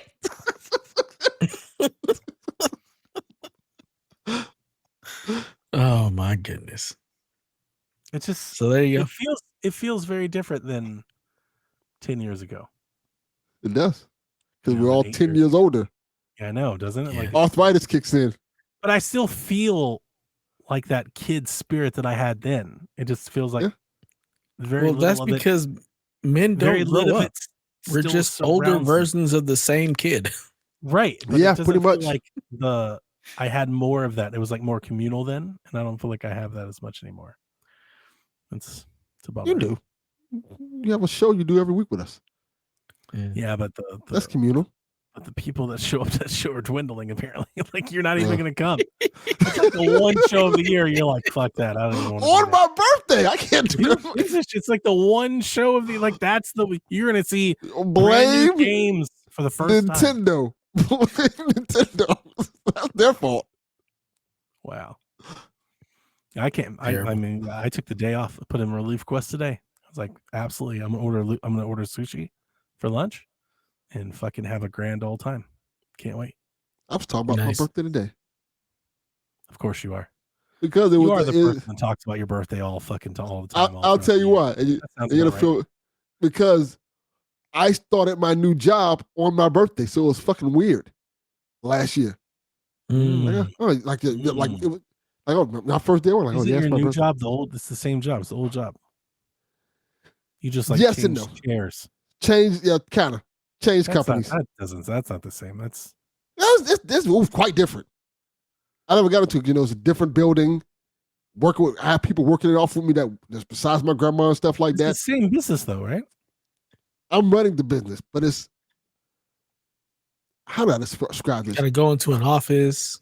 Yes. What did you do before? Can't just go downstairs. Exactly. Why didn't you do that before? Because I didn't have an office. My office was downstairs. Okay, so is it just He's in a office house thing? now. He's in a whole different place and has to actually go to the office. And the business that I used to run, and the business no you used longer to run, there. did you not go to the office? Why not? Yeah, I went to the office, but the office was downstairs. I lived there. Oh my god, it's not there anymore. Yes, it's not there no more. Okay, I've lost the plot. So the business now is next door. So it's a different business. Different business, kind of. Okay, now I get it. Yeah. So Delvin's not gonna watch it. Donnie's gonna stream it, and I'll watch it maybe on my lunch break. I would watch it with my son, but I won't have enough time to watch it and then podcast. So all by myself. Sean Capri will be there. I don't know. Sean Capri probably will be there. He definitely will be there. That'd be great. He loves you. You hurt his feelings today. I love Sean. He was really hurt, bro. That's more than you do. He's like, he's not even on our show, and he's like, I'll be there, Donnie. Yeah. You're like, fuck off, Donnie. We just throw the year. I don't give a fuck. I'll figure it out. Jesus Christ. See? He just said he'll be there. Thank you, Sean. What is CPG Sean? What is this? Carpool He changed his Gaming, name. Sean. Oh. I imagine that's his YouTube. He's probably off of YouTube. He's on YouTube and not Twitch. Yeah, So that's my guess. It's like, why is this a different name? I'm like, where did that come from? Oh, this baby's gonna be a week. Oh, that's right. He's got another baby coming. Yeah. You're now outnumbered. I don't want to know what that's like. I refuse. Snip, snip. 2 and done. Man, it's just 8 years ago. Yeah. Goodness. Who wants to have to deal with another baby in the house? Wow, like it's a blessing, guys. Damn. Oh. It's a blessing up to a certain point. I'm really happy for him. I mean, listen, my kids are I'm happy for out. him. I'm glad it's not me. Yeah, my kids are almost out. So like it's really hard for me to I thought about that when he told me, and I was like, man, I don't know if I could welcome in like a new baby. Yeah. Like that'd be crazy right now. But my kids are old. Yeah. Like his kids are so young. He's in that really pocket. Crazy. When you're in that pocket, you're good. But once you leave the pocket, it's hard to go back. Yeah. It's really hard to go back. Yeah, no thank you.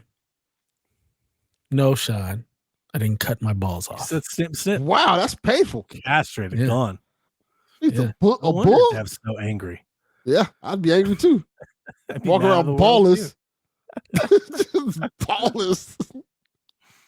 Wanna Probably be be a even oh, be happier.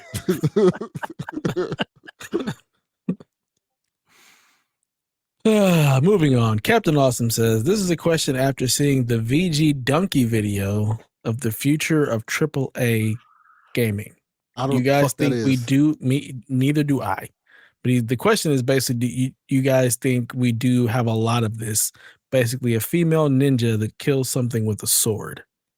So It's I'm very assuming whatever in this vogue. video is, that's what we get. Yeah, I don't know what this question is, but if the Yes. question is, I do get we what have a he's lot of saying. ninjas and sword? Like, yeah, that's a lot. We do have a lot of that. That's Women real. protagonists with swords. Yeah.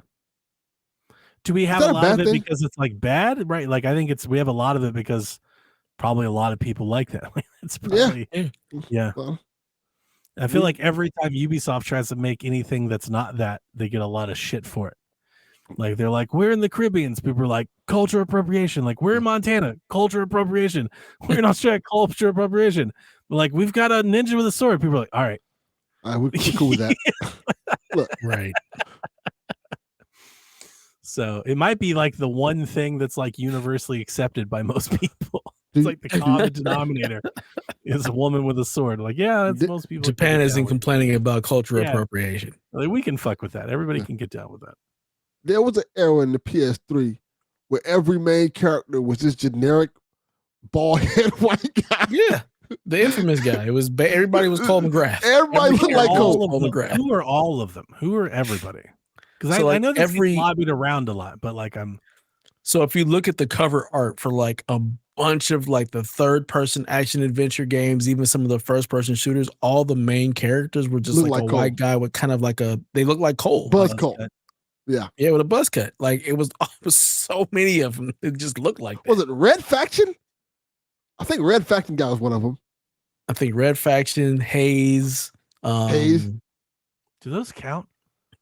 I mean, that was the character because it was still just a white character with a buzz cut. We didn't say they were good games. We just said they were. Yeah. I guess the point that I'm trying to make is like, are you just pointing out the games that had white characters, or is every game had this character? No, it was no like other game. It was a vast majority of games at that point in time that had it. All the characters, the same character looked alike. This one generic white guy.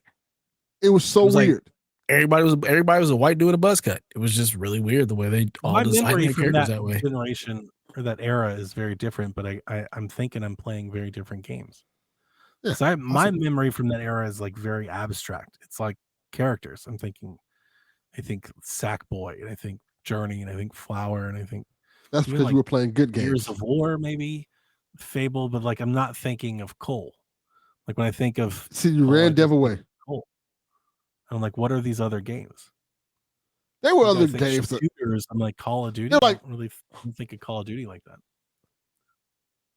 What the hell just happened? I don't know. I don't know. He disappeared. I'm not saying you're wrong. I just don't have that memory. Yeah. Yeah. But it's something that gets brought up a lot, so I imagine you guys are right. But like Hayes, I was never playing that shit. Like I'm like, that's what I was talking about. You guys say Hayes, and I'm like, does that count? Are we counting Hayes? Like, who counts Hayes for anything? The only time we count Hayes. I'm just talking about like just the character. So yeah, you got Nico Bellic, who looks basically just like Cole, who looks basically just like Star Killer from Star Wars Forces, like looked like the exact same dude. Yeah. Even Spec Up the Line guy. Spec Up the Lines guy. Soap from Call of Duty Modern Warfare. Like he had like the mohawk, but it was still like the same kind of face. Freaking dude from Mass Effect. Yeah, Commander Shepard. I didn't play Mass Effect, so well, people played as Girl Shepard, but I played as Man Shepard, so I'm like, yeah, that's like them. So yeah, it was just this era where like a lot of the characters just kind of looked alike. I think it's like, does Nathan Drake count? Like, doesn't count, right? No, because he didn't have the cut. So I feel like the same way about Soap. I don't think it's Soap, and I don't think of Cole. His cut was basically a buzz cut, but he happened to have just the little strip. But for the most part, the way the way his face was shaped, and like the look on his face was very similar to the rest of them. Yeah. Just a strange Strange coincidence in that era. That's all it really was. Yeah. Oh, unless they had like a white person generator back then for the game, like here you go, give me generic white guy. Here you go. Generic white guy 4. Now let's put a mohawk on him. Now he looks different. Now he stands out. Yeah. All right. Moving on. Quickfire one. June Dubs says, Fatty Quickfire. I'm coming off of a fitness competition at work and looking forward to a big back weekend. Wanted to shoot y'all with some of my favorite foods. So, burger or deli style sandwiches? That's a really good question. I'm going with the burger. It's quick fire, Delvin. Quick. Burger. That was hard. I don't know. I'm wrong. It really depends on how good either one is. Burger or deli style sandwich. Yeah, both. That's right. You got to pick one. It's quick fire. Both great. A burger, they are for sure. He just refuses. Quick fire. Pick one. He said burger. Burger. Okay. Tacos or burritos? I'm going burrito. Tacos. I like tacos a lot. Nachos or pizza? I'm going pizza. Pizza. Sushi or poke bowl? Sushi. Dumplings or pot stickers? What the fuck is the difference? That's a good question. You know Probably what? What's inside them? But you know what? Pot sticker. I like pot stickers a lot. Whichever one has the pork. I think both of them do. Pot sticker. I mean, they both can. That's my point. Right. It could be either one. So I'll go with pot stickers just to go with y'all. Lumpia or egg/spring rolls? I'm going with I don't lumpia. know what lumpia is. I don't know what lumpia is. So lumpia is basically like an egg roll, but it's Filipino style egg roll. Never had them. So I gotta go spring rolls. I love spring rolls. Yeah. Lasagna or spaghetti? Lasagna. I'm so fucking sick. Pupusas or empanadas? So who? The A pupusa? Pupusa or empanada? Whoa, I'm having that April 2nd. God damn it. Empanadas. Empanadas here. I'm not a big fan of pupusas. I am. Jesus Christ. Big fan. See what I have to deal with here. Just bury your face in it, man. What are you doing? Yeah. Cookies or brownies? Brownies. Actually, no. Cookies. There's too many varieties of cookies that I can get. So I'm going with cookies. Cookies. I don't eat edibles. You're so stupid. You could have an edible in a damn cookie. That's true. What is your favorite cookie? My favorite cookie? Yeah.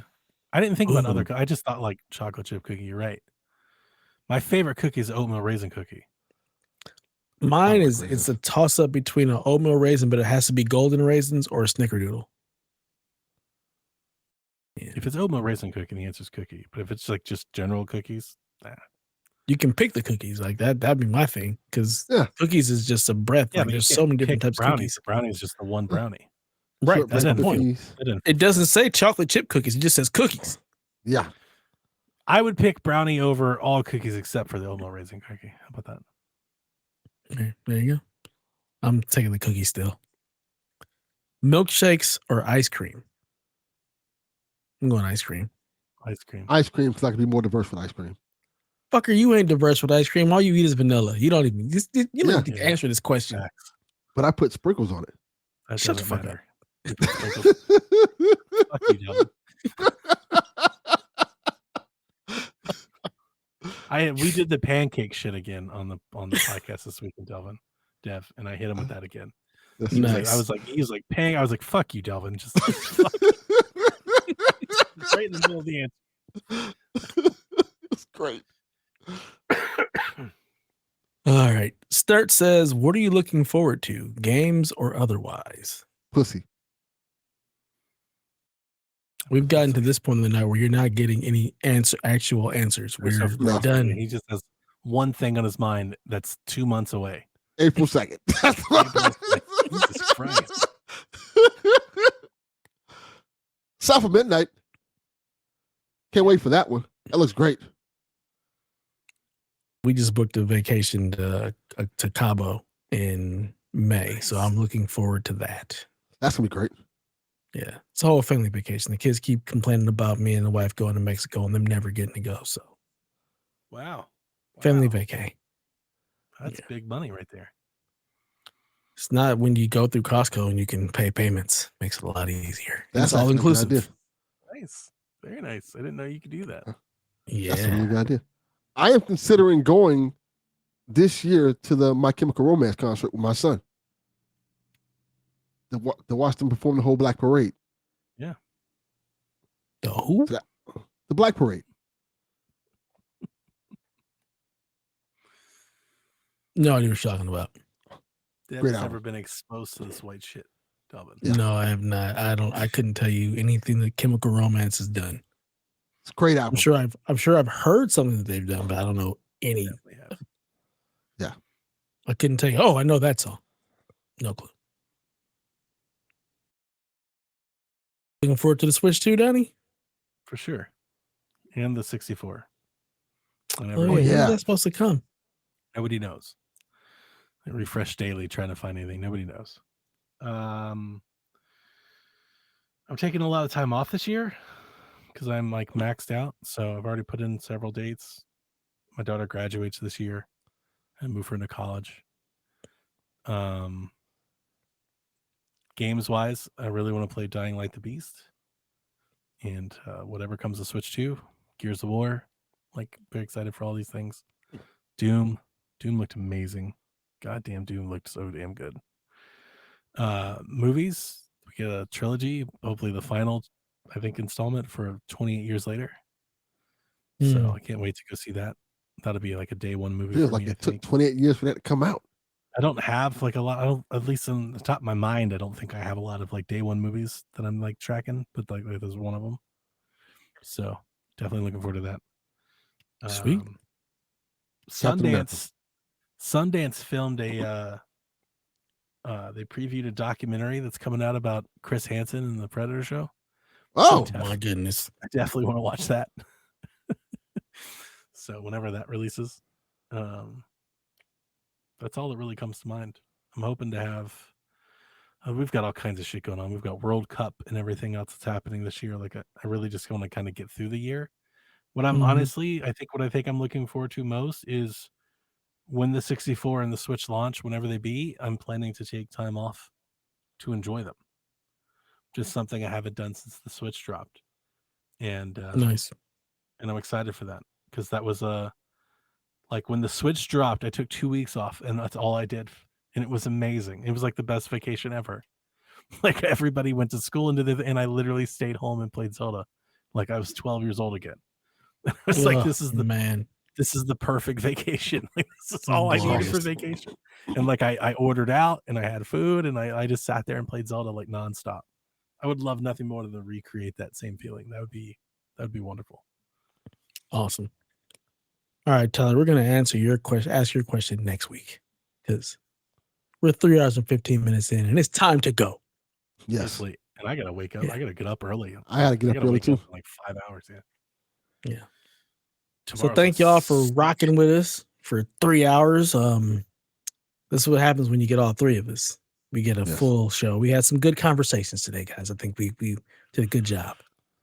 We all know Delvin is looking forward to April 2nd and clapping some cheeks. Wait till you find out it's April Fool's joke. Yeah. That'd be terrible. But until then, please play some video games.